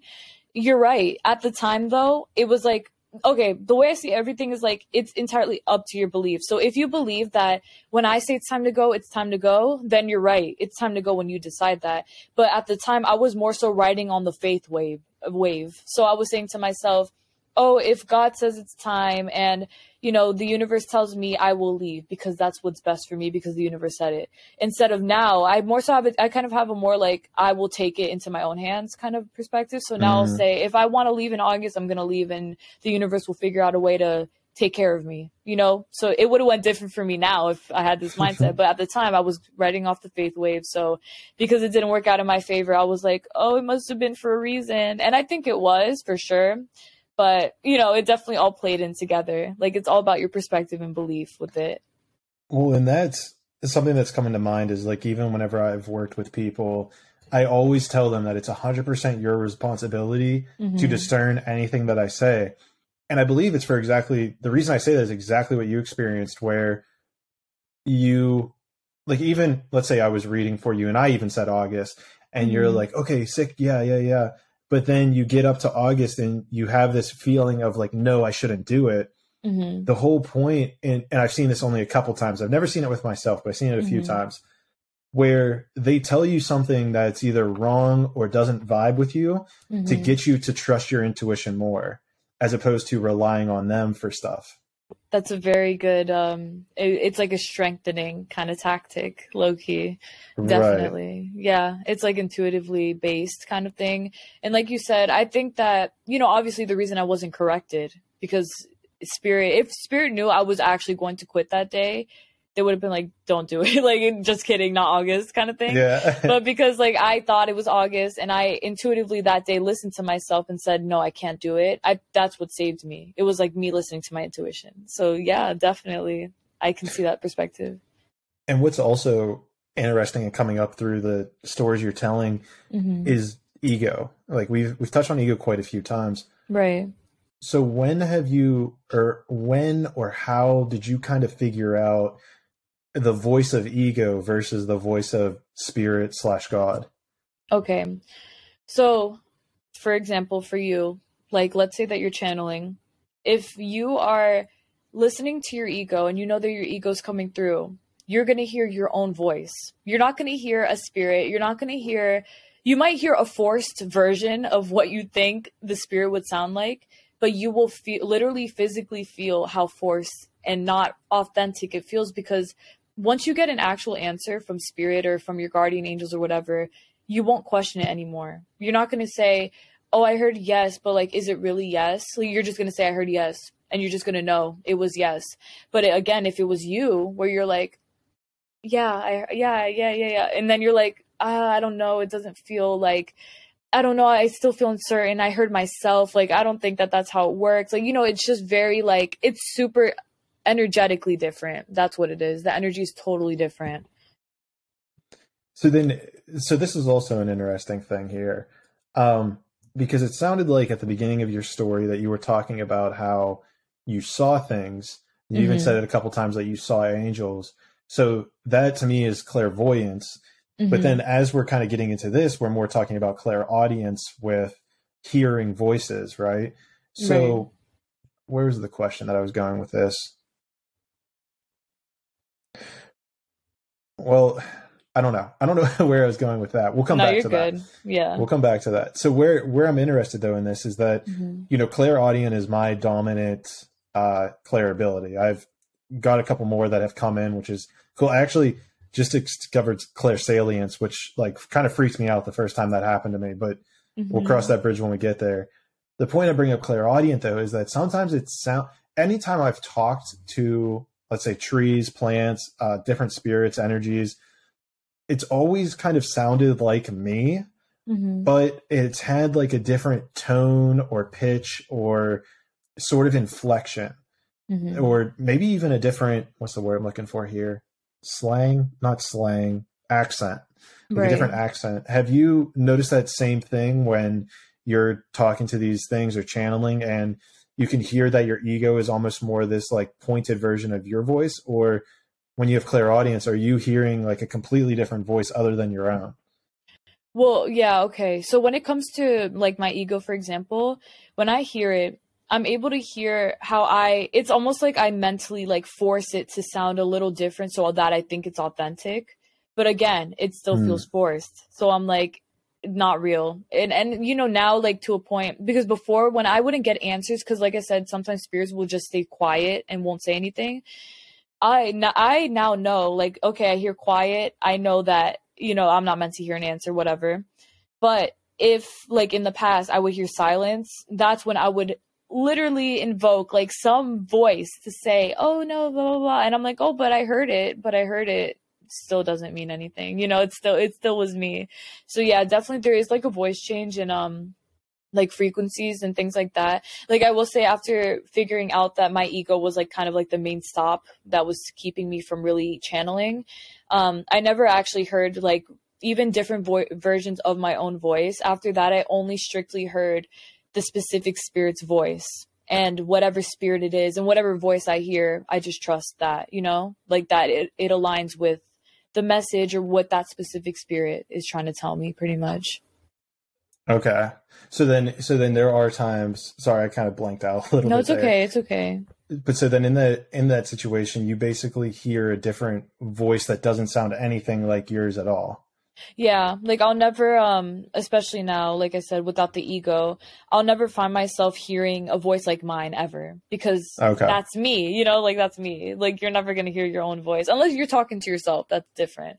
But if you're channeling, it's like, unless you channel your higher self, but at the same time, that's also you. Like it's not like it's just your intuition. Your higher self is just your intuition. It's not like it's a separate being that you have to channel. Like it's literally just your own Oh, for voice. sure. Yeah, For sure. definitely. So then I'm curious then on your journey, like how did you like come into your clair abilities, right? So it sounds like clairvoyance was the first one you had when you saw something. So Hmm. then how did that map out? Like you first had clairvoyance, then like what happened next? Okay, so the first clairaudient actual experience I had was when I just turned 10 years old. And I remember I had I don't know if you remember, but at the beginning of the podcast, I remember that I said that I had experiences that I was like, what the fuck is going on? Kind of like I had no idea. And then I figured it out. At the time when I was I turned 10, I started to hear in my mind three different voices. And I remember, to be completely honest, I thought I was insane. Like, I literally thought I was like mentally ill for real. And I thought that something was like trying to tell me, because it was really horrible. Like, the voices I was hearing, they were very, very, very negative, and they were very mean. And I remember thinking, I was like, am I just like going crazy? Am I like something? But I swore. And I still never figured out. No, I did figure it out. But at the time, I could not figure out what was going on, what was happening, why I was hearing the voices. I seriously just thought I was going on a spiral. But later on, as I began to consciously use clairaudience, because at the time, it was kind of like it just happened to me. I wasn't trying. And then when I turned more like around 18, 17 years old, that's when I really started to contact spirits. And then that's when I realized I was like, I wasn't crazy. I was literally having a freaking horrible experience with spirits that were trying to, get me down. But that is like how I kind of stemmed out from there. But it was like crazy, even now thinking back to the fact that I was so young and I was able to just naturally hear those spirits, it just, you know, it was almost like I was just destined to be like a freaking, I guess, psychic or something like that, because I didn't even try. It just happened. But I mean, it's guess. crazy to me that you were able to actually, you know, let's say function, for lack of a better word, able to function with those kinds of things. Because I always where there's a book, I think this was another Dolores Cannon book, but she was talking about how crazy people, like people that we determine as crazy, hearing voices, schizos, it's usually that they're just almost too connected to the other side. They've almost, like, and this is what happens when people do too many drugs, is that their consciousness gets almost trapped in the other dimension, and it becomes almost impossible for them to have a physical experience, because people who don't have this spiritual foresight, they're like, okay, these people are crazy, they're talking to nobody, they're insane, when in reality they could be having a very valid conversation in a different realm if we were viewing this from a different perspective. Right. And you're completely right. To be honest with you, I've been saying for the longest time that I don't feel that anyone that's been deemed like mentally ill because they hear things, that it's actually mental illness. Like, and maybe that's controversial, but I ride by that, because I genuinely believe that a lot of these people are just, like you said, in touch with the other side, and they don't even know it. They don't know how to control it. Right. And that's something that overtakes. It's kind of like when, for example, like actual killers, like people who maybe murdered once, that they heard a voice tell them to exactly what to do, and they knew how to do it, this, that. I believe that that was a spirit, like a very bad spirit that took hold. Because even for me, when I was 10, the things that I was hearing was not normal. Like, it wasn't like my own thought. It was like literally they were beating me down every day, trying to like take a hold on me. And in terms of my happiness, I remember I was becoming more anxious, more depressed, and I didn't even know what was happening, but I thought it was me, like I said. But I came to find out that it wasn't me, you know? So it definitely does all play a role, I think, especially in like the way that is perceived in their minds, and, you know, what they hear. It's not entirely them, I don't feel, at all. Well, that's what's interesting, right? And I've been trying to figure this out based on people who I've talked to. It appears to me that, based on what I've found, people come into this world with we have a decision to make with how much connection we want on the other side of things. Like how let's say powerful do we want to be connected to the opposite side, or the spirit side, the whatever, different realms, whatever you want to call it. Right. And it seems like, you know, in certain situations, like what you're saying, is that these people who are told to do a certain thing, I mean, people who are like, I heard this song, and in this song it told me to murder somebody. Yeah. I find it so fascinating, because it's like, you know, coming back to your story, and your story kind of adds to this, you know, you came into this life having these abilities, and then it's almost on your behalf to figure out, you know, why they're occurring. And it's interesting. And I find it so fascinating, because you were able to figure out what was happening to you, where these voices are coming from, what they were, as opposed to actually taking action on them, as, you know, you just pointed out, many people do in their life. Right. Yeah. I do think, it's important to kind of like try to understand, I guess, to an extent, like what is going on. Because even like at the time, I do remember I did tell my mom, I was like, I'm hearing something, and I think like I'm just being mean to myself. Like, I was like, I don't know, I hear something. And she was like, what is it? And I was like, I don't know, I just hear, like, I didn't want to tell her exactly what, because I didn't want to worry her, but I was like, I hear it. And she was like, well, you know, she did what she could with, she wasn't spiritual at the time. She had no idea what I was talking about. So she was like, it's going to be okay. Like, you'll feel better. And I remember it was like low key getting worse, but I wasn't telling her, because I was like, I didn't want to freak her out. But I was trying to figure out what was going on. And then it's kind of like, I guess over time, I guess because I had the intention of figuring it out, one day I did end up figuring it out, and like keeping it, making it something that I would figure out the answer to, because it always followed me. But as time went on, you know, of course, with everybody else, like you have to see the experiences that you're going through, and you have to like at least try to understand, or like keep it in your mind the intention that you will figure it out one day. You know what I mean? And I do believe that no matter how much time has passed, if you want to know something, you will know it. Like, you will figure it out. Someone will tell you. Maybe in 10 years you figure out what the answer is, but at least you figured it out. And then you find out what is wrong or what's right or what happened. I think that everyone deserves that kind of like peace over their lives, to figure out exactly what's going on. I guess I would add to it that even if you don't figure it out during life, you figure it out after, and you're like, oh shit, that's why that happened, to push me down this path. No, it's really fascinating. I want to pivot back to the aliens, because I don't know, it's a fascinating thing for me to talk about. Yeah.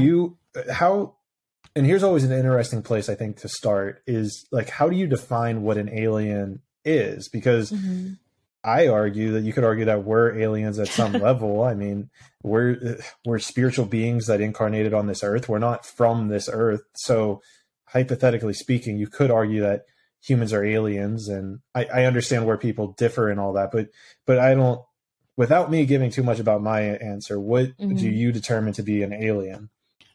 Okay, so just like you said, we could be aliens, this could be aliens, that. I think it's anything that is deemed like weird or different, but not even just that. Like, it's not as basic as that. It's just the simple fact that another species out there that is not like us. And, it's just the simple fact that they, people would see that these beings are not like us. They look different. They act different. You're an alien, because I'm pretty sure the word alien literally means like different, you're not like us. Like, it's not the same thing. So it's like, I think it's like anything that you would deem to be totally different to you. Like, even animals could be considered aliens to us, but we don't call them aliens because we've been living with them since day one.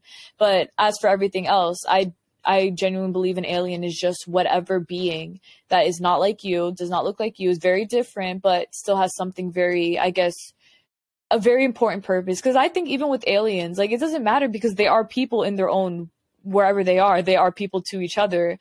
That they have a very important purpose, whether it be on this earth or on their earth, whatever it is. That's what I do believe an alien is, though. It's kind of like that, belief in, okay, that thing is different from me, but it has its own purpose, whatever. Just like we're aliens to them. It's literally everything, like all that stuff. It all coincides together.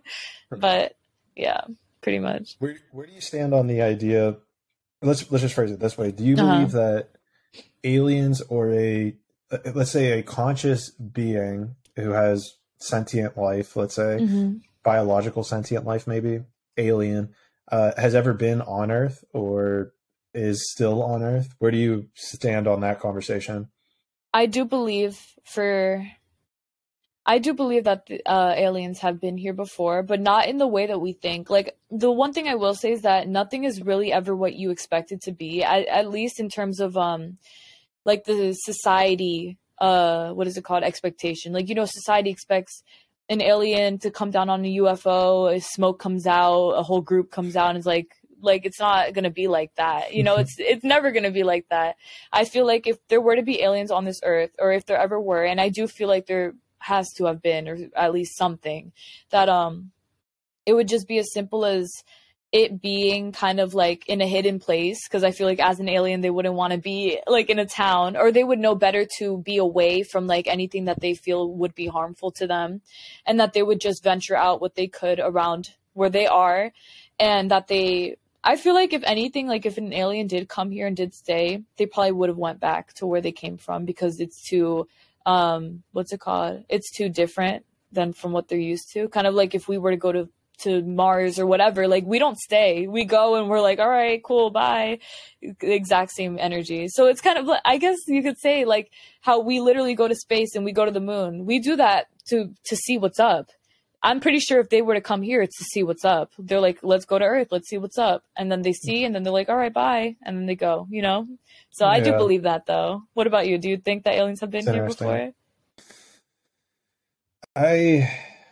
I don't know. I mean, I think that there's a lot of evidence in ancient texts and ancient Mm-hmm. culture that suggests that extraterrestrial beings have influenced our society as Mm-hmm. recent as 10,000 years ago. I mean, I I don't know for sure, but Mm-hmm. it seems to me that there were um, beings that maybe aren't of, whether it was an entity, an energetic entity of some sort. I mean, it seems like there's been something that has helped propel us to where we are today. I mean, from, I mean, somewhere between like 15,000 and 10,000 years ago, it seems like there's evidence that exists that they would have been here, helping humans see different things, Mm-hmm. re-energize the body in a certain way to increase our life expectancy, our life duration. And I mean, based on my understanding, I feel like that's for sure. It seems like that there's a lot of evidence that people have had encounters with aliens, whether they've been Mm-hmm. abducted. I mean, I know there's fake stories out there that not everybody has. Yeah. Um, I mean, the lights in the sky, I mean, they for sure have been overhead, right? I think we can all agree based on, the lights that we've seen. I Mm-hmm. mean, there's actually, now that I'm thinking about it, there's a really interesting, you should check this out. I don't know. Have you ever heard Mm-hmm. of Valiant Thor? I have, but I don't know much about it. Oh, let me pull Want to him up enlighten because me? I don't want to completely mess it up, but essentially Valiant Thor was an alien, self-proclaimed alien who had Mm-hmm. six fingers on each hand. He had 6 foot toes on each foot, which isn't that crazy. That happens. Yeah. But then he only had one lung, and he actually said he was from Venus, and he said that he.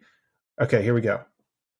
Also known as Val, Valiant Thor is a delegate of the High Council who had VIP access or status to the Pentagon from 1957 to 1960 to discuss concerns of the Cold War that were leading up to the Cuban Missile Crisis.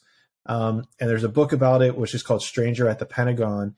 And this dude, and here's the crazy thing, is this Valiant Thor guy actually had access to President Eisenhower, which is crazy to me, right? Like even the idea of, even if you could say this guy was crazy, Mm-hmm. whatever, but for him to get to the point of actually having access to the president, to me means that it's a pretty, there has to be something here, right?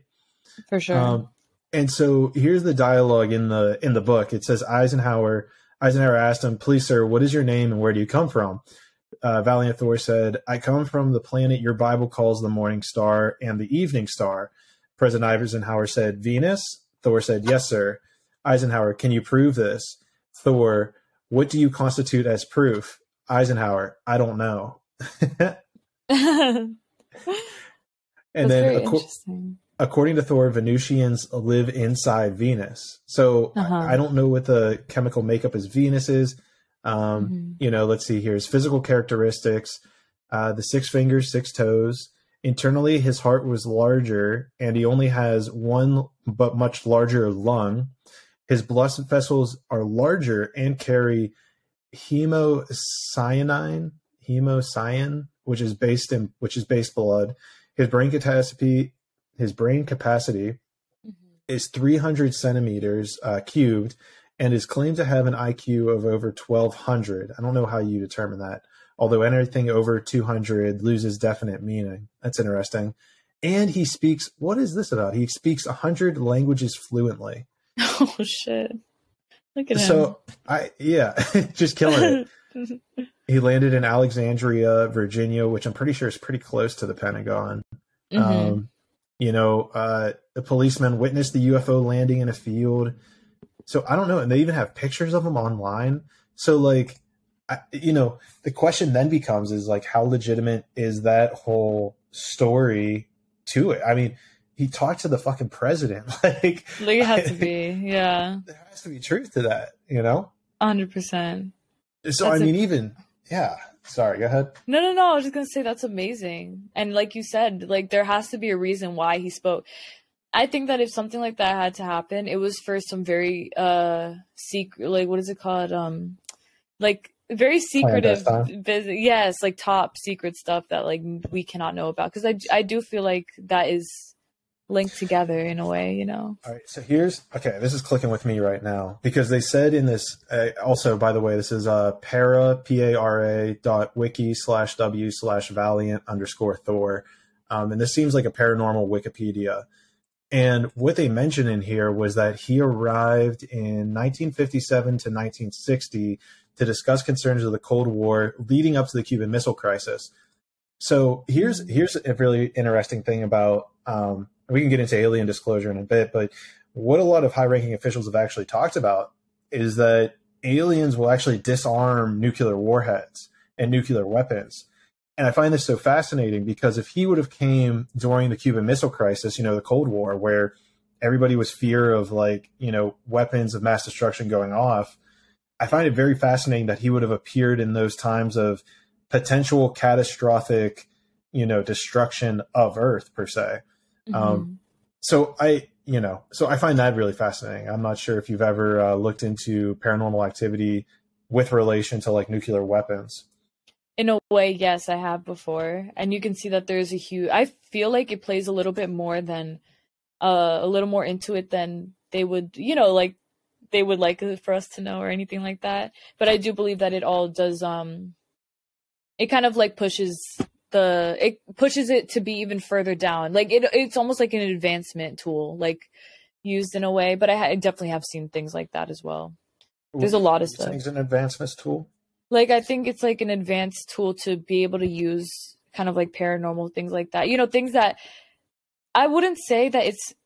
I don't know if you think that it's kind of discouraged within our society, but I guess in a way it kind of is, like, to be away from that stuff. I feel like in general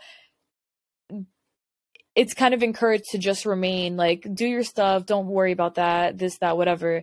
And then, for them to use that as like a tool to advance further down whatever goals that they have. I feel like that is something that it's like almost like gatekeeping in a way. Like, we got it and y'all don't know that we do, but we do. So I feel like it's like very sneaky. Go ahead. Are you saying the government? Are you saying the government's gatekeeping? Yeah, in a way. Definitely. And I feel like there's definitely like other things that play into it. Like, I do believe that they probably have more contact with aliens than we know, or like things like that. Because I know that there's a lot of stuff that isn't actually like told to the public, or at least shared with us, which even though I feel like something should be, but of course I also feel like it's understandable as to why it's not, because as a collective, not a lot of us are willing to hear that, or open to hearing that kind of stuff. You know what I mean? Oh, for sure. Yeah, definitely. On this podcast, though, that's all we talk about. So Hell yeah. More than happy to talk about it. Yeah, all the time. So is that your big thing with disclosure? You think that they just don't want people to know? I honestly think that my sister made a point actually one time, and I remember never like went away from me. She said that she noticed that every single time that something happens, like for example, the gas pricing going up like really, really much. I remember that when that happened, people were getting mad, people were striking. They were not trying to do that. So once things like that happen, where it's almost like both sides of, because the US is kind of separated, nothing is actually united, that I feel like once it gets to that point where, okay, we're all going to strike and none of us are going to work and to lower gas prices, the government kind of sees how we all come together and we are very, very powerful when we're one. And then that's when they kind of give us what we want to shut us up. Like the gas prices went back down and all this stuff, whatever. And even though I know more other factors play into it, but it's like, it's all very controlled because they don't want us to actually be unified. Like never actually unified, because us as people together, we have way more power than anybody knows. Like, holy shit, the amount of power that we have as a collective, if we all actually got along or even had a similar goal, we could achieve so much. But it would almost be like, if that were to happen, we would definitely be overthrowing the government. And, that's not good for them. So it doesn't happen, or at least it's always controlled. But I feel like it's like that all around the world. It's just that in the US, it's more low key. In other countries, it's very like, it's obvious that it's happening. But here it's like, they don't want to give off the picture of corruption, I guess you can say. So it's kind of like hidden under, but I feel like it's something you can feel and even see. Like, logically, you could just see it. But yeah, pretty much. Well, it's interesting because along this spiritual enlightenment journey of mine, Mm-hmm. I've had these thoughts that if everybody was just found their dharma or found their exact way in life, or however you want to articulate it, they found their calling, let's say, their path, their Mm-hmm. universal path, that we'd be able to get rid of so much shit. Just like whether it's money or whether it's money was the big one. Like I felt like if everyone was doing exactly what their soul was calling them to do, Mm-hmm. we wouldn't need money essentially. Exactly. But where it gets interesting then is what you're talking about with this idea of unification. So how do you see any way, or maybe the next steps that we'd be even able to take in order to get us to that place of unification? Because the way that it even was just articulated there and the way I've seen it myself is Mm-hmm. something has to go so bad that we all agree that it's going the wrong direction in order for us to turn it around. So is there a way to get us to that place of unity when everything is going so well? Because I mean, even today I see it in America where everyone in America is better off than the one, like we're in the 1% by living in America. Actually, I'm not sure where you live. Do you live in America? I do. I do. I Okay, live in cool. Florida. Yeah. Oh, right. Yeah, we talked Yeah. about that. No, you're Florida. good. You're good. Yeah, You're you're Florida. good. Um, so like, but just by living in America, by having a cell phone, we're in the top 1% of the world. Mm-hmm. And yet it seems to me from the traveling I've done, whenever I've visited Israel to America, the first world countries that I've visited, and I'm not saying that Mm-hmm. this is all of them, they seem to be the most unhappy. So it's almost this interesting catch-22 of if we have so much stuff, we just take it for granted and are not appreciative of it.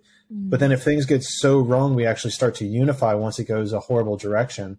Mm-hmm. And so this is a whole just long thing to get to the question of, do you see steps that we could take in our everyday life that would help us align more with unity from a positive direction, as opposed to waiting for things to get so bad that we align out of, fear and anger? That's a really good question, because I do feel like that literally is what people do. Like it's almost like they'll wait for it to get to a really bad point, because it's almost like in terms of getting along, it all has to do with the ego. Like I think that like what prevents you from getting along, it has to do with the ego, because a lot of times, I feel like everyone generally as a soul, we all will just want to vibe with each other. No matter what you believe in, no matter what this, that, we all just want to be friends. But the thing is that at the end, we all think like, oh, but that person thinks this and that person's like that, and I don't like this and that. It's all very like judgmental, like even if it's closed-mindedly judgmental, because some people think like, oh, I'm not being judgmental, I'm just being honest. This is how it really is. No, you are being judgmental to an extent, at least. And that plays a factor. And so I feel like to get along better, it would just be best if everyone literally put their differences aside, or at least even the people with wrong opinions would, I guess, shift the way that they see things. Because I do believe that it's important that everyone does see everyone as an equal, that everyone deserves the same things, like whatever, that we all kind of put our differences aside to kind of unify ourselves to be, like friends. But I feel like people have too much pride. I honestly feel like there's just too much pride and like too much ego and anger. And they're like, but you said this to me one time, or, but that person said this and I don't, this and that. Like, it's kind of like, okay, but see past it, or like not even see past it.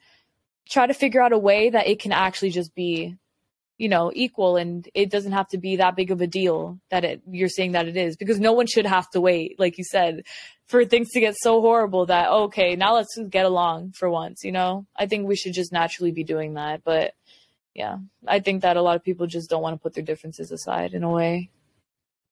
It's interesting. Do you think it's I don't know. That's interesting because differences definitely have contributed to a lot of turmoil, let's say, in anything, whether it's politics, whether it's religion, whether it's the way you run a household, whether it's the way you spend money. Right. And so do you think that there's a way to transcend that? I mean, I guess it comes back to pride and the ego, right? It would just come down to dropping the ego identification. Yes, I do think that, because, and the reason I like genuinely believe that it all stems down to the ego is because when you die, like I've been saying, is just, you are a soul. You are literally a soul. And when you are dead and you are a soul, you're not going to be beefing with your enemy as a soul. Like, you're not going to be like, you fucked me over in the 3D. Like, you're just going to be like, okay, I understand you had pains. That's why you acted that way. Move on. Like, goodbye. You know, it's kind of like maybe, like, you remember that one life that we had together? literally, like, come on. You stole my candy. It's like, dude, bro, like, you got like 100 other lives to worry about, dude. That's exactly. what you're worried about. Yeah. Exactly. No, that's actually a really interesting way to put it into perspective too, is like, you know, if operating under the assumption, right, that we are infinite beings, we've had many different lifetimes, and yet to get to this energetic place of, how would you articulate this? I mean, it's like the littlest things, right? Like, even if you forgot to pick up groceries or you forgot to pay one bill, we feel like it's this end of the world situation, and we harbor that up almost. And I think we push that onto other people around us if we don't come to terms with why we're angry, because then we're just in the frequency of anger because we missed paying a bill. And it's like, if you zoom out, and this is what I'd even do with my podcast, which is so beautiful. If I get so caught up in, why am I not at 1 million downloads an episode already? It's like, dude, zoom out and look at the last year of you running this podcast, seeing the numbers go up. It's like, I feel like if we were able to somehow do that within our life as a whole, of like, okay, cool, you missed one payment, but look at your life as a whole. And then not even just this life as a whole, but look at the fact that you have all these other lives. It's like, you're going to get mad about this this moment in time, this blink of moment in time that you probably won't even remember whenever you know, return back to the other realm. Yeah, you're completely right. And I think that's really funny too, because it really is about letting go of that pride, you know, just to say, like, who cares, you know, because there's a million things that we could be angry at every day. We could just hold grudges and be pissed. But yeah, like you said, I don't even remember what happened with, like, for example, I know me and my boyfriend, we've been reincarnated before. You think I remember what the fuck fights we fought about or before? Like, what? I don't care. Like, no one cares. It's all about just getting past that point of thinking and only seeing things with your ego and just being like, nah, it's going to be fine. Things can work out. Things do work out. They always do. And no matter how shitty you think that things are, how it's going to be, it never really is that way unless you hyperfixate on it being a bad thing or it going wrong. Then that's totally different. But if you are a good person, good soul, and you're not focusing on how things can go wrong, then fuck everything. Like, move on, you know? Live your best life. Like, make it as easy as possible for yourself. I mean, that's also a good key of, like, making it as easy as possible, because I feel like there are times where people just overcomplicate shit. I've done it in my past, overcomplicate shit to, I don't know. It's so interesting. I think this comes back to what we were talking about at the beginning, whenever it was in terms of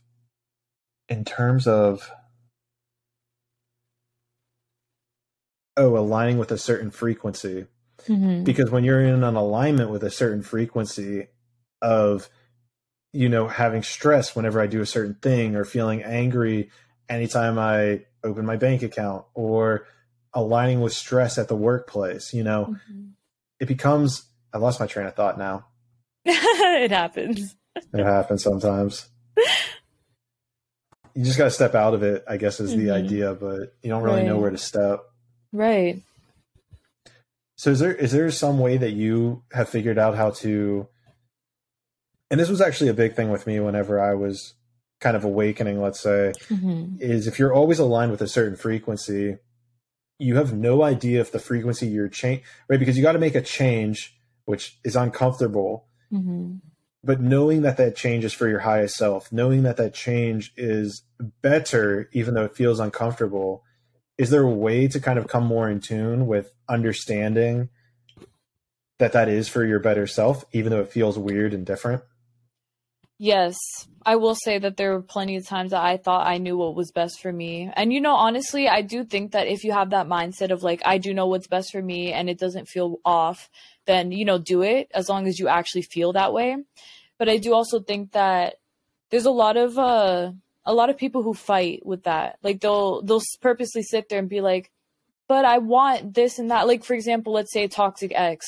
Like, you swear that this person who's been abusing you for years is the love of your life and they will change and all this shit. And then, you know, your ego's fighting with you to say, like, this is the love of my life, blah, blah, blah. And then your soul's like, baby, like, leave. Like, leave it alone, this, that. And, you know, there's a lot of anger that goes into that because people really fight it. I'm sure you've seen it. People really try to prove their points, and it just doesn't work out that way sometimes because it wasn't meant to in that moment. And, you know, after that point, once you see, I think it's like when the end result comes, that's when they're like, okay, I get it now. Then now I see why, like, I get why this, that I shouldn't have fought for so long. And that's, I also think is when people, it's not feel so much shame and regret, but in a way they're like almost hard on themselves because they're like, I should have seen it earlier. I should have listened. But you can't beat yourself up for not knowing at the time. The only thing you can do is just take what you're learning and continue on strong towards the direction that you're heading in, you know? It's very important that you don't think that way. Like, I don't want anyone to think that way. Like, you know, being hard on themselves and, you know, just like mistakes are made and that's it. Like, but everyone at the end of the day I genuinely believe that everyone's perfect. Like, even if it's not like conventional perfection, I do believe that we were born to be perfect in the way that like we're perfect for us. Like, it's not perfect for society. It's perfect for what you and I want for ourselves, you know? What we deemed that we wanted to learn in this life, or, you know, exactly. what we wanted to do. Yeah. No, that's a good point. And what was I thinking of? Did I draw another blank? How'd that happen? I'm drawing another blank. Okay. I'm sorry, you cut out for a brief second. I was like, no. oh shit. No, you're I'm good. just saying that I'm drawing a blank now. I had something lined good. up. I don't know if I'm dehydrated. Let me drink some water. It might be. For real. Well, maybe that's a good thing. I mean, have you experienced with like channeling, like whether it's like a duration or time, like does it zap you of your energy as well? What do you mean, like feeling blanked out kind of? Blanked like out, but even just like energetically drained from channeling for a long duration of time. Yes, I actually have before. I remember at the beginning, like the first 2 years of when I first started really like full on channeling, there would be moments where after I would help get rid of like a negative entity or something like that was bad, or dealing with that I would literally feel so drained. But I also knew that it was like my own manifestation. You know, I would sit there and be like, I'm going to feel so drained after this. And then what do? You come out feeling drained. But now I haven't felt drained from channeling or from even dealing with demonic entities in the longest time, because I decide for myself, I'm like, I'm not going to deal with that shit. Like, I don't want to be drained. I'm energetically fine. I'm going to be fine. And then I always turn out fine. So I do believe that though. Like, I have experienced that for sure. So you feel like that's a part of just like your intentions with going into it, that what the outcome is going to be? Yes, 100% for everything. I believe that. Where do you feel like this was interesting? This was something I was working with a girl who does Akashic Records readings, and long story short, we brought up the conversation of money and trying to arrange, what was it? I'm trying to figure out where like the blockage is in my life of like, why am I not receiving as much money as I quote unquote desire? And it was interesting because it was along the lines of like, what I've been trying to manifest is like $1 million, you know, every day, right? Something crazy. And what she brought up was, you know, what she was receiving was that I needed to like reduce my ask in a sense, that I'm overshooting, that I am aiming too high almost. And I'm curious what your thoughts are on that, because to me, like something doesn't jive 100% about that. Like to me, something is, okay, I should be able to shoot as high as I possibly can. But another part of me is like, well, don't bite off more than you can chew. Aim, you know, just a bit above where you're at, but, you know, continue that progression. So, you know, I guess my quote unquote block was aiming too high. A piece of me doesn't want to really believe that, but then another piece of me is like, it makes sense. So where do you fall on that line of, let's say, asking too much of the universe? Okay. So I'm going to say that I actually believe that there is nothing that you can ask too much of. I believe that if you want $1 million a day, if you keep saying to yourself, I'll have $1 million a day, I'll have $1 million, and you're not fighting it, like as long as you're not like, oh, but how am I going to do it? But I'm not going to do that. How? All that shit. If you keep on going strong with the fact that you will make $1 million a day, I promise you somehow you will find some way to make $1 million a day. obviously not in a bad way, like something that's good for you and something that's healthy, whatever, like maybe an opportunity strikes, whatever. But I do believe that. And one of the main reasons that I believe that like we are truly limitless is because literally look around us. Look at all the people out here that are living their best lives, like genuinely living their best lives, the lives that some people wish to live, like maybe millionaires or people with mansions and boats or whatever people like, whatever. That if they can do it, why can't you? Like if they're making that much money a day, or even from whatever genre, their whatever field of work, construction, anything, if they can make that much money or even progress that deep into what they're doing, I mean, with all intentions that what they're doing is all good and not actually like low key, negative or anything like that, then why shouldn't you be able to do the same for yourself? Like, obviously people tend to think, oh, but I wasn't raised to be rich. I wasn't meant to be rich. My family, this, they think of all the limits. But in reality, it's like, why put so much energy towards all the ways it can go wrong instead of focusing on all the ways it can go right? So I think that in terms of that, like you said, I don't think you were aiming too high at all. I honestly think that if you wanted that, or if you do want that, you can have that, but it's up to your own belief. Like anyone can tell you right here, right now, it's going to happen or it's not going to happen. But if either way, whatever you believe, that's what's going to happen. So if you think that you're not meant for a million, you're right, because this is your life. But if you think that you are meant for a million, you're also right, because this is your life. It's literally like nothing is solidified, bruh. Nothing. So it's very free. What it's reminding me of is what we talked about earlier, whenever it came down to sometimes the things, the spirits or whatever will tell us what we don't want to hear to invigorate they'll sometimes tell us what we don't want to hear to have us believing in our intuition more, if that makes sense. Yes. So that's really interesting from that point of view. So do you feel like it needs to start in a ladder of, okay, well, I want to be making X, and then, let's say 1,000 a month. And then it's like, well, now that I'm starting to make 1,000 a month, I'll make this much a month, or 10,000 a month. And then like, do you feel like that's and maybe this is what this is coming down to, is convincing your subconscious mind that you are able to do these things. Right. For instance because here's where it gets really interesting. Because even during this records reading thing, she was trying to use the analogy that you're not going to wake up one day and have 100,000 followers on Instagram, and where it got very comical for me. And I don't know if I followed you on Instagram or anything yet, but the point is that in the last 2 weeks, my Instagram has actually gone from 1,000 followers to, I think the last time I checked, it was over 100,000. And so where it gets crazy is that I do believe in the idea of quantum shifting, quantum jumping. You're able to have these massive shifts in your life to get to those crazy things.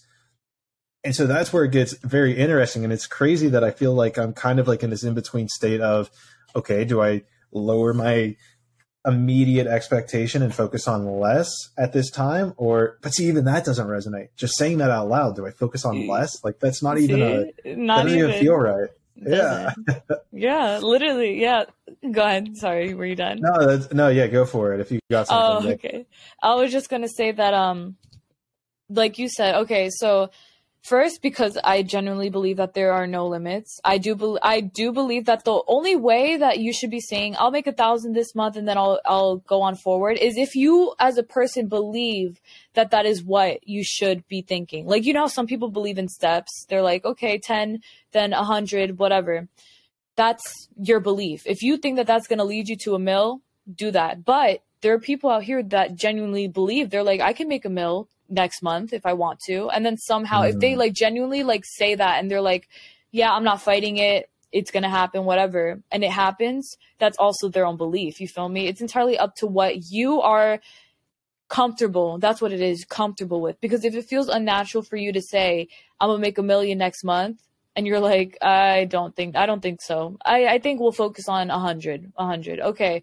100K, whatever. You get the 100K. That's you going down that comfort level. That's fine. Whatever makes you feel comfortable. But the end goal here is that you will be making $1 million because you know that you can.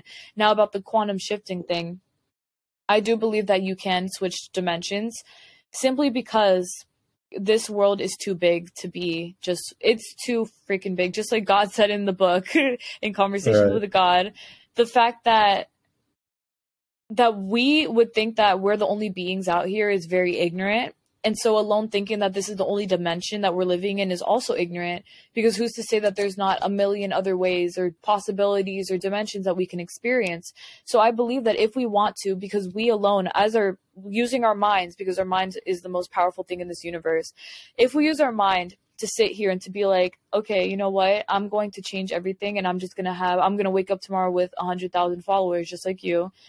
Then you wake up with that, and then boom, it's right then and there. It's not to say that you're going to feel some huge shift into a different dimension. You're literally morphing into something else. It's not like as dramatic as that.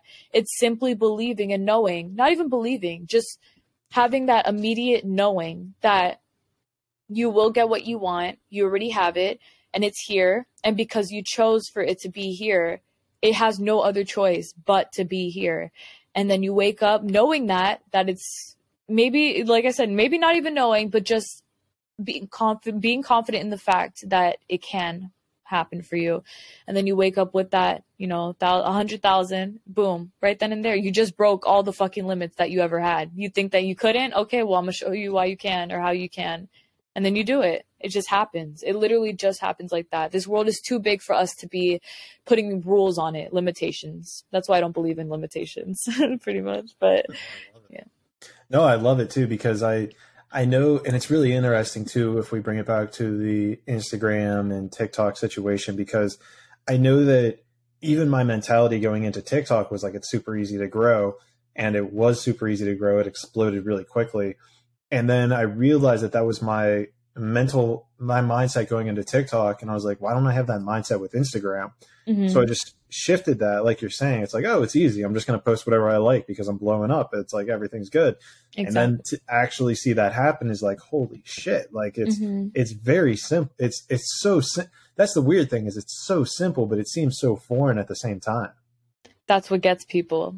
It's the whole belief that everything is hard to have. Like I usually always say this, like on YouTube and things like that the main reason as to why, if anything, that we don't have what we want, it's because we were taught to believe that it's hard to have. You have to work for it. You have to pay people to fall. Oh my God. If you knew how many people in the last month are telling me, oh, on Instagram, in order to be successful, you need to buy followers. You have to buy this.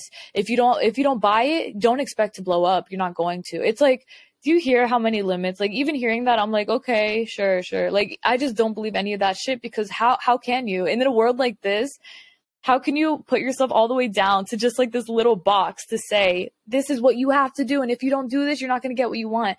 It is literally as simple as just knowing that your life is meant to work out for you because you want it to, and then it does. It is as simple as that. But like you said, we overcomplicate this shit because people think it has to be harder. But in actuality, it is meant to be super simple. We just make it harder than it has to be for no fucking reason. But, So true. I don't know, maybe we want a challenge. I mean, and that could be something to be said for incarnating in the first place, is that we wanted a challenge. We wanted something difficult. And so that's what's led us, per se, to actually wanting to do things that are difficult and making things more difficult than they have to be, because that's something I'm guilty of for my entire life, of making things more difficult than they have to be, or even need to be. Because it's so true, because that's something I kind of started evaluating pretty early in my, let's say, awakening process, was wanting to choose the entrepreneur lifestyle or, route. Mm-hmm. Meanwhile, everything that I'm hearing or being told is, oh, you got to work hard. You got to work 80 hours a week to make it happen. You got to do this, you got to do that. And it's like, coming back to what you're saying, it's like, it feels like it's coming from a place of wounded masculine energy, where you just need to keep doing things in order to get the results. But in reality, it's like so many things can just be literally handed to you. And that's where it gets, I guess, interesting, is that there are some things that feel like you need to actually, and maybe this is just a limitation I'm believing, but it feels like not everything can just get handed to you, but maybe at the same time it can be, if you just switch your mindset around it.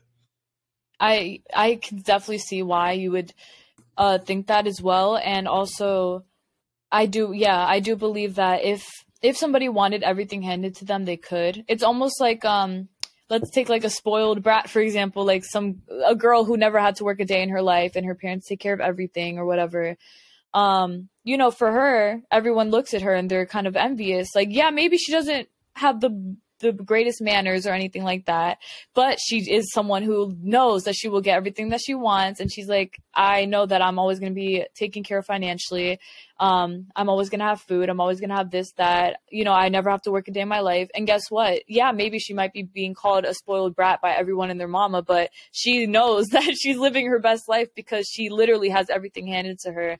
And I really think that, like, as far as like envy goes with that, like when people are like, oh, look at her, this and that, I realize that every single time any person ever talks about another person's situation, in terms of like their situation being better than their own, it's usually always because they feel like they can't do it themselves. Because, for example, someone who's very happy within their life and they know that they can get everything that they want, they're not going to sit around looking at the people who have what they want and saying, wow, look at them living their best. They're going to be like, period, look at you living your best life just like me. We're doing the same shit. Those people who feel separated from that, that's when they kind of like scoff and shit. But, you know, it's as simple for that spoiled brat as it is for the person complaining to get what they want. It's just all about the shift and the mindset, like you said, literally same thing. Because then this is where it gets interesting for me, because I look at this in the sense of, you know, when we incarnated on Earth, when we came here, we kind of had our own little blueprint or plan laid out for us. And it seems like there's things we're actually destined to do or experience. Whether it's me starting a podcast is like something I was just destined to do because it was something that I decided I wanted to do. Mm-hmm.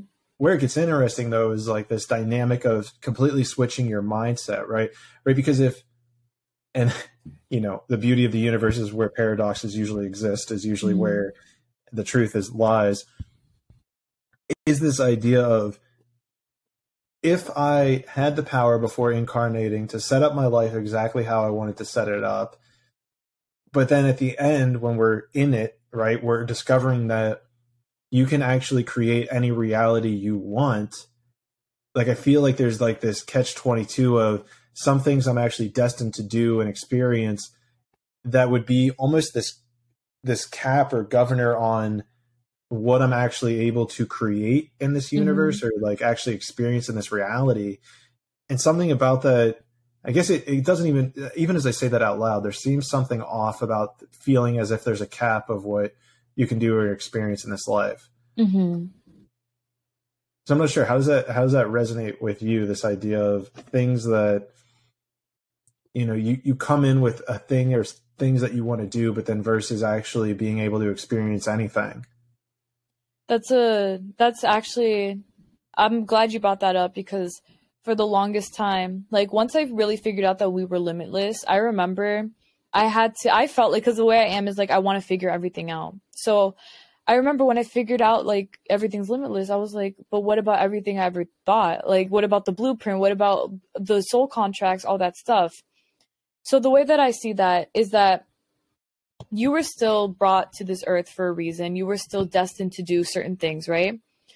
But that all depends on you to carry it out by choice. So for example, because back then I used to think like, okay, soul contract, you follow the soul contract, you can't change. It just is what it is. But then I realized over time, I was like, but that's really not how it is, because when you get the soul contract, you write, like, it's all written. It's like predestined in a way, but it's also very open and free to be whatever it is that you want it to be. So for example, let's say that, okay, you're going to go to Earth and you're going to make things right with your mother, for example, whatever. The rest is up to you. Or yeah, let's say that. It would also be, I guess, like pre-decided within your soul contract that you would one day wake up and decide, I can do anything that I want. And then boom, the rest of your soul contract is yours or whatever. I also believe, though, that there are people out here that, because they do not believe in how unlimited we are, or how limitless we are, that they feel like we have to follow a certain thing. I'm sure you've seen like a lot of older people, for example, people who would be 80 years old today. They're very used to following a very planned out life. And that's because they believe that for themselves. I believe that if they lived their life that way, it was because they decided that for themselves. And so that's why certain things happen for their greatest good. Things happen for a reason for them. It's because they literally decided, they're like, I'm going to let the universe take control of whatever happens next. And then, yeah, the universe will literally do that because you decided that. But if you're going to sit there and be like, I'm not going to let the universe decide this for me, I'm going to decide it for me. Let's see what happens. That's you literally changing your blueprint to say, okay, let's work with what this person's saying because this is your life. No one can limit you. Nobody. Not even you, not even the being that you think is greatest of all, like even God. Everyone's a God. I believe that we are literally like all connected in that way, that we have that white light inside of us, that we are completely free in our being to do whatever it is that we want, and that there's no separation. And I think one of the biggest mistakes that we as people have made is believing that there is something out there that's bigger than us. In reality, it's not bigger. You just choose to not see your worth to be equal to that being. But in reality, we're all the same. But yeah. I'm on that same bridge, or that same thing with you, that idea that we are all God, we have a piece of God within us. Mm-hmm. Do you feel like I guess my understanding of soul contracts is the purpose of them is for us to have these lessons we want to learn in life. Now, if we transcend to this place of actually realizing we create everything we do, and we are able to actually create everything we do, we rewire our programming, all that stuff, mm-hmm. then does it mean that in the future we would need to come back and reincarnate so that we learn the lessons that we wanted to learn? Unless, and here's where it gets weird, is like, unless learning that a part of my soul contract was learning that I am God and that I am supposed to create my reality however I wish and desire, unless that was the soul contract, Mm-hmm. then you're fulfilling it. And I mean, I'm curious how that resonates with you. I'm also realizing that I'm coming from a place of overanalyzing this as I'm saying it. So take that into consideration as well. No, of course. Okay. So basically, I'm sorry, do you mind I heard what you said, but do you mind rephrasing like your question exactly to like what you want me to Sure. explain? I just want to be sure that I'm answering it right. Where do you feel, what is your Mm-hmm. belief around if we are able to rewrite soul contracts in this life, Mm-hmm. then does it mean in a future life we'll still need to work on or manipulate those soul contracts in the future, or like carry them out, let's say? That's a very good question. I believe that, okay, let's say for example that in this lifetime you were destined to come to Earth to fix things up, like again with your mother, and you decided to take matters into your own hands, and you're like, you know what, I'm gonna make my life perfect because I said so, whatever. And then you manifest that your relationship with your mother is perfect, and then boom, like everything else is perfect too. Not even just that, like all of the friendships, relationships, it all works out. You feel energetically, spiritually aligned within yourself. You're like, I'm good now.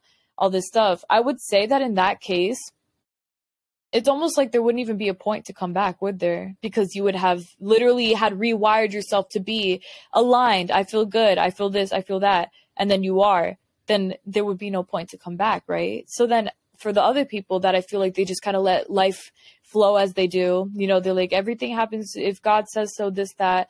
That's like, it's kind of like a more controlled life, I guess you could say. In that case, I believe that those people would have to come back to deal out whatever else that they have to, because they have the belief that there's limits, I guess. And I really do feel like it stems down to that, like I guess like a last lifetime kind of thing, to be like, okay, no, this is my last lifetime because I know that I have it. I have everything that I need prepared. I'm good. I'm spiritually aligned, like all that stuff where you just feel literally completely good. You are exactly where you're supposed to be. And that's where I think that it would have to not have to stop. It's your choice. But I think that it would kind of come to an end at that point, because you literally have fixed all of your problems. All of the problems that your soul had, you fixed them in one single lifetime, you know? So then with that being said, Mm-hmm. are there, by being human and having a human experience, do we put, like, are the energetic imprints that we place into like, do we have a stronger power to push energetic imprints into our soul during a human incarnation? Like if for example, what you're saying, right? If I'm mentally saying my life's perfect, I have everything I want, I'm doing it, this is my last life. By repeating those things as a human, it has to imprint on my soul in some way. Mm-hmm.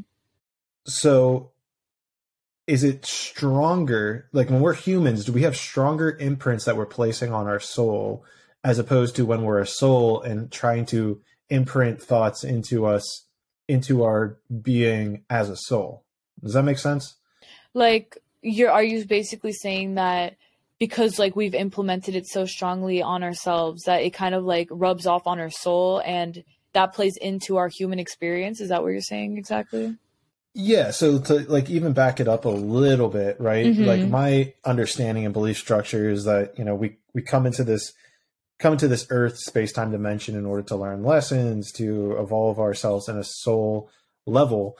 And the reason that we incarnate is because it is harder to learn lessons, or the lessons that we learn as humans are stronger than lessons that we learn as souls, because as humans, we're actually implementing and practicing them. Right. So if in this lifetime, in anyone's lifetime, Right. they get to a place where they fix hypothetically everything and everything that's occurring is perfect, or they even just realize that in the nature of everything they do is perfection. Where was I going with this? That it's a stronger imprint than if you were a soul trying to have those same thoughts. I see what you're saying. That's very interesting because as a soul, I guess like you would naturally just know that you are everything that you want to be, but as a human, it's harder for us to, not harder. I'm not going to say harder because it's not harder. It's simply not allowing that ego part that tries to argue with that and tell you, no, there are limits and you can't do that and you're not like this and that as a human, you have to be the one to put your foot down and be like, no, I have to listen to what my soul is saying. Like, I know that this is the truth. And then that, I guess you could say, is like a more powerful lesson for us as humans, because as a soul, you don't have that little part of you that's saying yes, no. But as a human, you have that little part, and what you have to do is like pretty much eliminate that little voice that tells you that you can't do it or whatever, and just flick it away. And then you focus on the main subject at hand, which is the fact that you actually can get anything that you want out of this lifetime if you really want to. So it really is all about I think it's all about really reprogramming yourself to realize that no matter what you've been taught, especially as a child, as a young child, what you've been hearing all your life, or even been showing on TV, because I'm sure like on TV, there's so many subliminal messages, and there's like everything, and Crazy. that stuff. Yeah, it's a lot, but it all ties into that, and then it's basically like you have to sit there and break the whole freaking curse that you've been wrapped up into your entire life. And I think another important thing to say is that it's really important that you keep up with that and that you're not fighting it all the time. That, because obviously I could sit here and be telling you all this stuff, and then you can go online and someone will be like, you have to work really hard. And then you're like, oh yeah, I remember that. You got to work really hard. Okay. And you go right back to how you were thinking, and then boom, it's kind of like a cycle that you have to be on top of beating. And I always say this, that it's so important that you are the one who's literally always choosing for things to go your way, because it's not just about I decide right now and then it just does, and it can, but the thing is that you have to literally be conscious enough to consciously choose for that to happen each and every single day, so that you can continue to get the best results out of your life. Because like I said, you can sit here and preach all day about positivity, and then tomorrow you forget. Like, people forget. You got to choose to remind yourself that you got your shit, that I'm this, I'm that, I got it, I'm limitless, whatever. And if you don't do that, who's to say that you won't fall right back into that little cycle of, negativity and all the pessimistic shit that happens or whatever. It's literally a choice to make for yourself. Right. Yeah. So then do you feel like if, so going back to the situation where this, girl was talking to the records, do you feel like, well, maybe we can leave that situation alone. I'll talk to my personal situations. Do you feel like that there are times where your limitations, your human instinctual limitations, can limit the answers Mm-hmm. or the messages that are being provided from spirit, such that it can block you from seeing the whole truth of the answer that they're giving you? I do believe that ego is it's like the subtle little tricky thing that kind of like keeps you from seeing the whole picture. I do believe that whenever spirit gives you an answer, it's never something that is intended to stress you out, because I do believe that sometimes when you get your answers, you're like, oh my God, but that wasn't what I wanted to hear and this and that. But again, people forget. You're like, wait, I could just change it right now. It doesn't have to be that way. And it's also really funny that we're even talking about this, because I was recently talking to somebody about the fact that I I realized how my life literally went. It always went the way that I believed that it would. So for example, if I thought, Mm. okay, God is going to take care of me, and he, whatever happens, happens. And it literally would always be that way. Whatever happens, happens. Yeah, maybe I would have to wait a little bit longer, but things would turn out okay. Whereas now I'm kind of like, okay, I know I got God inside of me. I'm good. I'm going to decide in this moment it's going to go good. So instead of waiting 2 years to see it turn out well, I decide in 32 seconds that it's going to be fine, So, it's seeing the whole truth as far as that.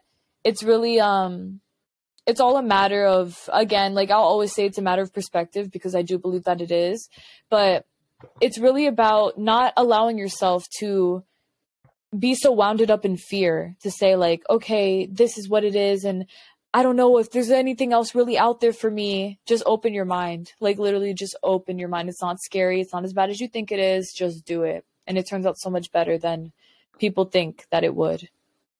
It's crazy how often it really does, just by opening your mind to possibilities. One question, we're going to have to take this back to the beginning, because one question that I have not yet asked you that I Mm-hmm. enjoy asking people, and I think your answer might be interesting because of your connection to spirituality from a young kid. It sounds like your mom was close in your life, or was there any other parent or guardian who asked you what the first thing you wanted to be when you grew up? And do you remember what the first thing you wanted to be was? Okay.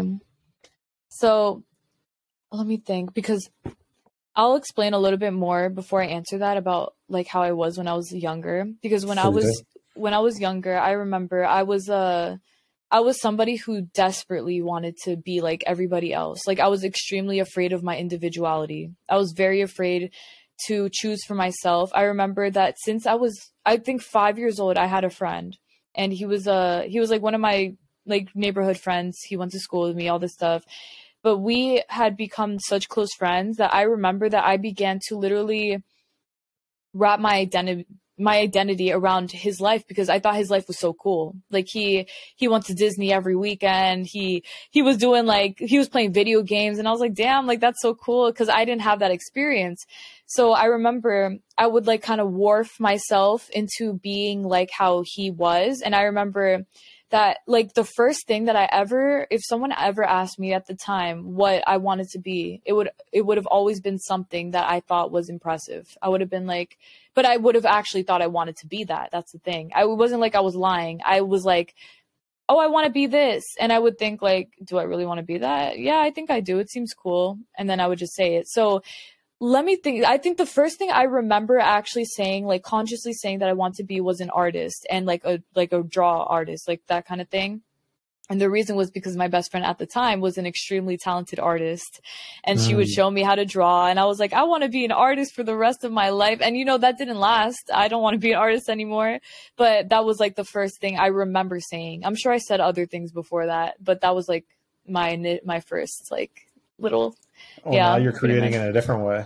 Yeah, that's true. Art in a different way. Right. That's pretty cool, though. I mean, it's interesting, too, because that's another thing that I know is paralleled in my life. Whenever I was a kid, and, there was a couple different friend groups I was a part of, I remember kind of being almost chameleon about personality traits. Like if someone laughed a certain way, or if somebody had some sort of accent that I thought was cool, I would kind of like Hmm. take it on and like almost apply it to my own facade. And it became very interesting that, of something like, oh shit, like that's pretty cool. Like I should try doing that. And it was like this weird, like mix and match of other people, to like try on their quirks as my own, which I don't know, feels kind of weird to say it now that I'm like looking back on it. But I found that pretty interesting, from your story as well. Yeah, it's like it was a lot of rewiring, I guess you could say, because like I said, I think I only actually became truly individual. I'm trying to think how old I was. I honestly, it was like around the time that I really broke through my spiritual awakening was when I dropped all of the facades that I had. And you know, it's funny because it never felt like I was like, oh, I'm faking it out. I literally would like change myself to fit like the narrative of what I liked at the time, even though it wasn't what I truly liked. You know what I mean? Like at the soul, it was like I was riding off my ego, like my whole life pretty much, up until I decided I was like, I can't do that. Like I'm done. I'm tired. I don't want to. It's my life. Like things like that. So it all ties in, but now I can say that I am truly living like my most authentic life. But it took me a while to get here, but I'm glad that it did get here. And I truly believe it too, because I mean, even looking at your TikTok videos, there's something about each one of them that just feels authentic about you and like who you are. And I don't know if that comes into being a great storyteller. It actually might, now that I'm thinking about it. But there is something like unique about whenever I was like watching all your TikToks, it was like you were being you, you know, and it's such an interesting thing to see, because I've seen it with, you know, a couple people now that I'm bringing people on and whatnot. But it's honestly like, it's almost like the people who society would deem as successful are really, they're just able to tune into who they are. And I mean, I got to at least applaud you on that too, because it's something you can definitely see in your videos. That's you embodying who you are and communicating the way that you are, as opposed to trying to put on somebody else's quirks, you know? Thank you. I appreciate that, because I realized like over time that it was very important to remain individual, because even now, like, to be completely honest with you, I don't really watch like in general, I don't really watch videos or other people's content, not because it's not interesting to me. It's just that it's just not something that piques, I guess, yeah, like piques my interest totally. But I will say that like even over time, being in like the realm that I'm in, like the genre that I'm in, the niche, that you know, you see a lot of different people doing different things. Like I'm sure you've seen a lot of people do tarot videos that they'll like, whatever card comes out is for you. And I remember like, you know, I do like tarot, and I do readings and things like that. And I remember for a second, I was like, what if I did that too? But I was like, that's not authentic to me. I wouldn't do that. Like, that's not something that I would actually do.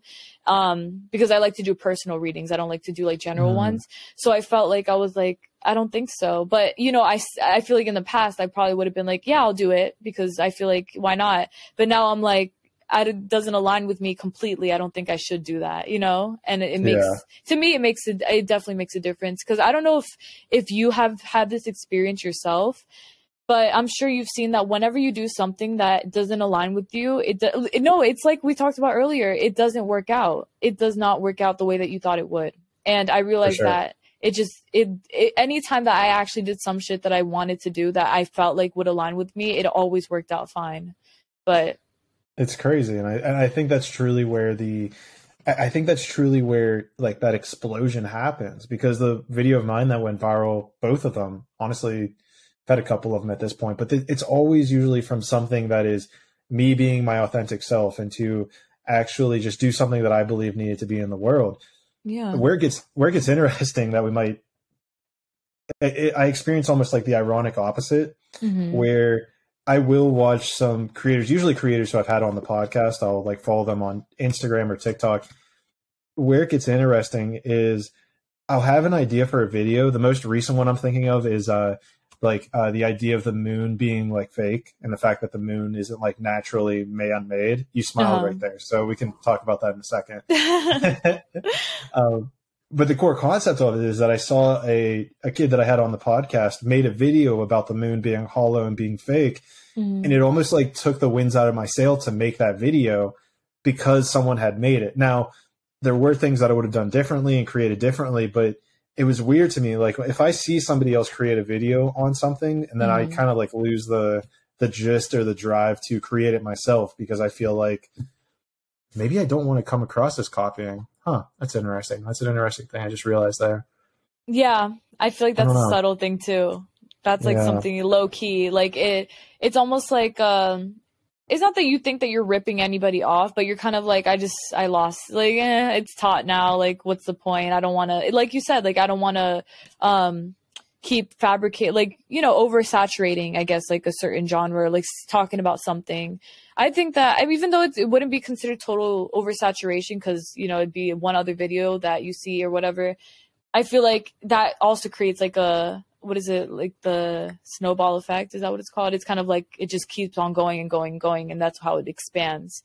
And I also think that's Right. kind of like what happened, like the spiritual world too. Honestly speaking, a lot of I'm not going to say it's oversaturated because I do believe that genuine spirituality can never be. But, in terms of like, I'm sure you know what I'm talking about. There's a lot of people that come off as a certain way and you can tell that they don't actually feel aligned with that truth that or what they're trying to come out to say, but it's because it's so attention grabbing that some people feel like, oh, I should just make videos on this because you see everyone likes it. It grabs people's attention. And that doesn't just go for spiritual shit. That goes for comedy on YouTube, video, streaming, everything. It's literally so much of the same.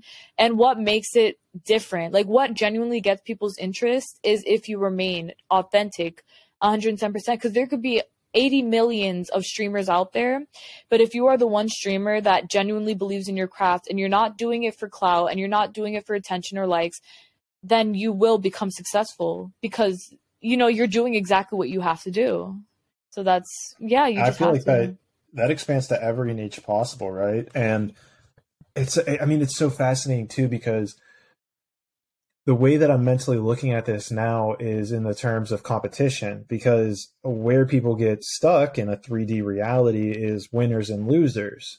And whenever you project that onto a brand of something, right? Like if Apple were to shift their policy from making the best product that resonates with them to we need to outpace Microsoft or Samsung or something else, then their entire business model is just going to collapse because they're now creating in a space of scarcity versus abundance, but even more so, they're not being authentic to who they are.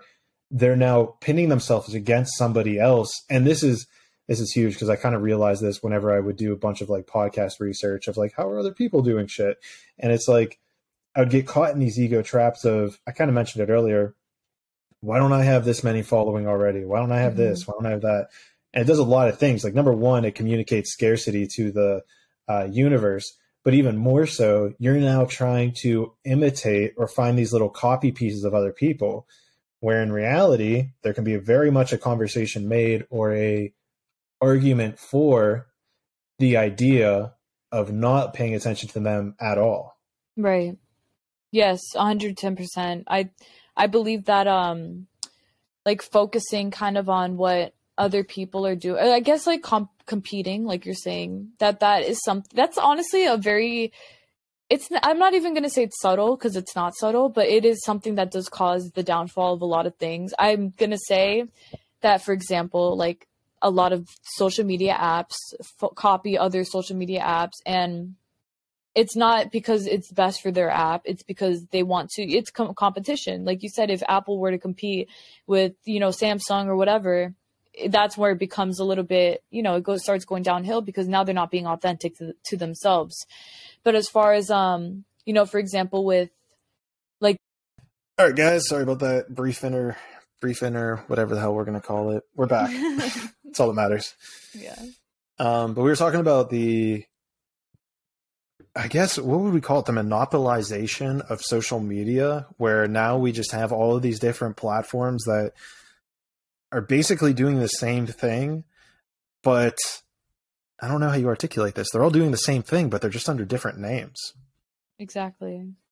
I believe that, I guess, like in terms of the social media thing, I think it's very important that social media platforms continue doing exactly what, and this doesn't just go for social media, it goes for literally every single thing, person, whatever, that there's not that you're not stopping yourself from doing what you want to do. Because even myself, I remember I was literally just talking before I even started doing, like, before we hopped onto here, I was just telling my boyfriend, I was like, you know, I was told before I started doing what I'm doing now, I was told that it wasn't going to work. I was told that it's not a real job, not realistic. You have to do something else, like whatever. And I remember at the time I was like, I'm going to do it. I remember like having the actual confidence, and I was like, I'm going to do it. I don't care if it's not going to happen. If you think it's not, I know that it is. And then to get to this point, I'm kind of like, you feel me? Like you got to stay authentic to it, because I could have easily just given up and been like, I'm going to go do what somebody else is doing, become a doctor, become this and that or whatever, because that's what's expected, number one, and number two, because that's what looks good.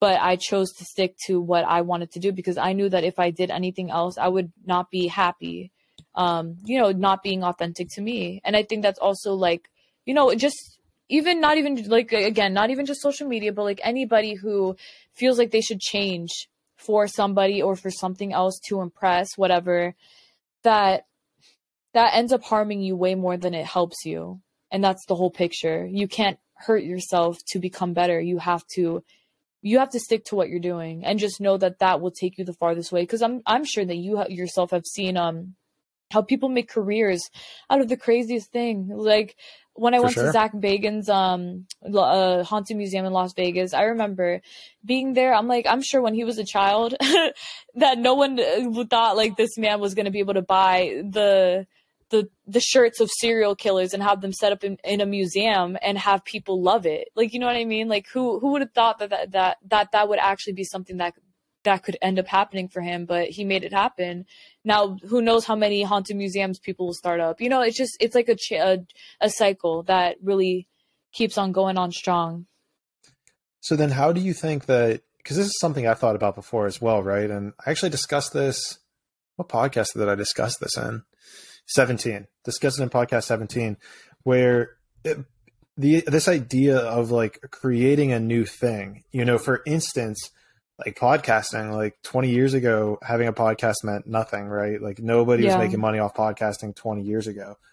So where does like almost that inspiration come from? Is it from just like following your unique blueprint? Because at some level, right? Like I love having long, in-depth conversations with people, and podcasting seems to be the way to do that. Right. But I feel like at some point I want to be able to like create like my own like vessel for producing this type of content. Because like even if you're creating reels, at some level it feels like you're copying a template of what other people do. Right. And so I guess I'm curious if you like, is it something that you believe might just unfold as your life goes on, that you would, you know, be the first one to create a haunted museum? But I guess even that feels like it's a template of museum. So I don't know. I don't know where I'm going with that. That's interesting. I see what you're saying. I guess it's like taking something. Oh, like for example, you know how people sell crochet outfits? Like people make them, like my age, they'll make them and they'll sell them online. And, you know, like you said, 20 years ago, people would have just been like, okay, because honestly, you know, back then it was deemed more of like an old lady thing to do. Like only old ladies do crochet and things like that.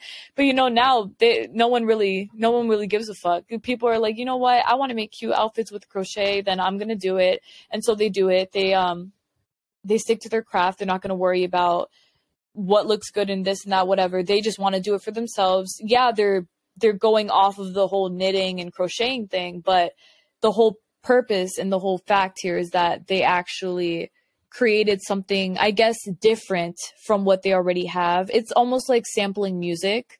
Like, you know, when you sample music, it is the same old beat, but it's also, you remix that shit and you make it maybe even better, or you make it different, whatever, but you make something really cool. And it really does, I guess, make a difference. It inspires people, I think. Like that makes people want to do different things. It makes people want to venture out different shit.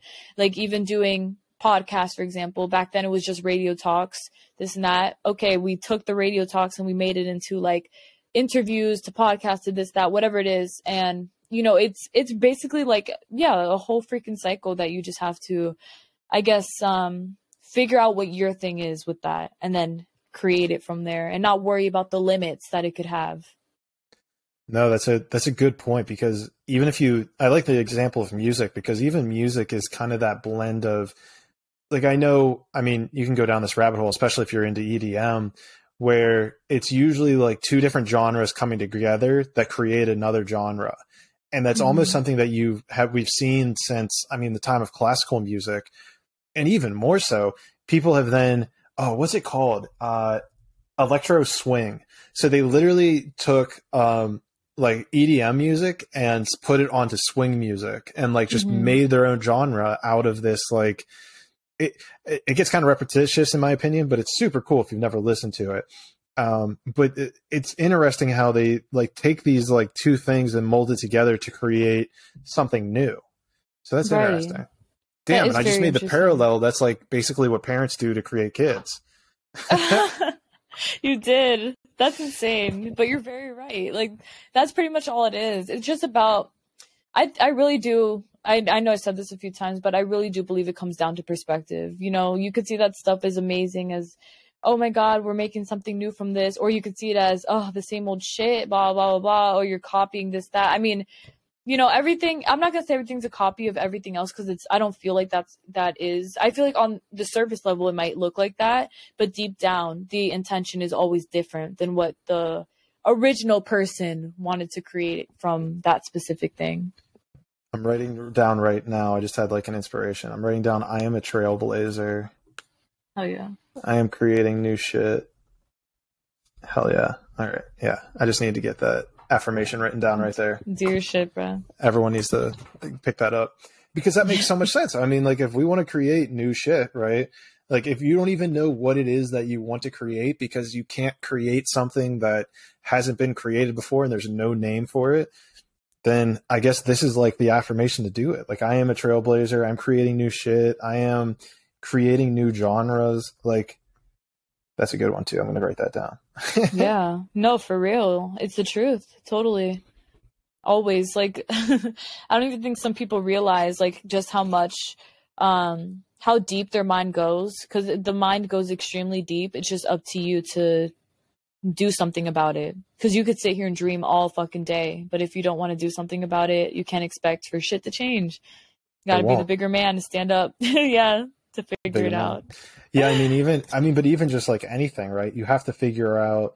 But see, that's the weird thing too, right? Is like, and this is what's really cool about what I think just happened there in this last 10, 15 minutes, is that it was like, how do you create something that doesn't exist, right? Like, if you want to be this unique one of one person or thing or niche, it's like, how do you create this thing that doesn't even exist? Well, rewire your brain to be the person that creates things that don't exist. Right on the money. Exactly. That's completely right. Limitless mind. I love it. I'm going to wrap it up. Well, let's wrap it up on that, because okay, yeah, because I was sick. So Electra, thank you so much for being here. I love giving the stage to my guests. If there's anything you want to tell the audience, encourage them to do, I'm going to throw all your links down in the show notes, so feel free to reference those as well. And I got you. The floor is yours. All right. Thank you for having me first off, and also for the amazing conversation. And also, it's 444 right now, so that's really crazy. Ooh. Where I'm at. I don't know if it's where you are, but yeah, it is too. That's cool. Okay. But besides that, for everybody else, I want y'all to know that there's literally nothing in this world that y'all can have. You always have ElectraSoul 444. That's like your tag. Yes, it is. And I also have my phone case right next to me has 444 on it. It's crazy. Shit. I know, right? It's so aligned. But as for everything else, just the simple fact in knowing that you are literally limitless to do anything that you want to do, and that nothing in this world has to hold you back unless you allow it to. So please be free enough to understand that you can take it all in if you want to. If you want things to go your way, it can all go your way. Don't allow for the negative energies to affect you to the point where you feel like, you know, you're limited, because you're not. And also that there's a lot more than to what meets the eye. Like, never think that what you see in front of you is all that there is. Pretty much. That's all I got to say. I love it. Thank you so much, Electra. Incredible conversation. Of I course. love what you're doing, keeping unique. And I don't have anything else to share. So Conscious Monkeys, I will see you guys in the 6th dimension.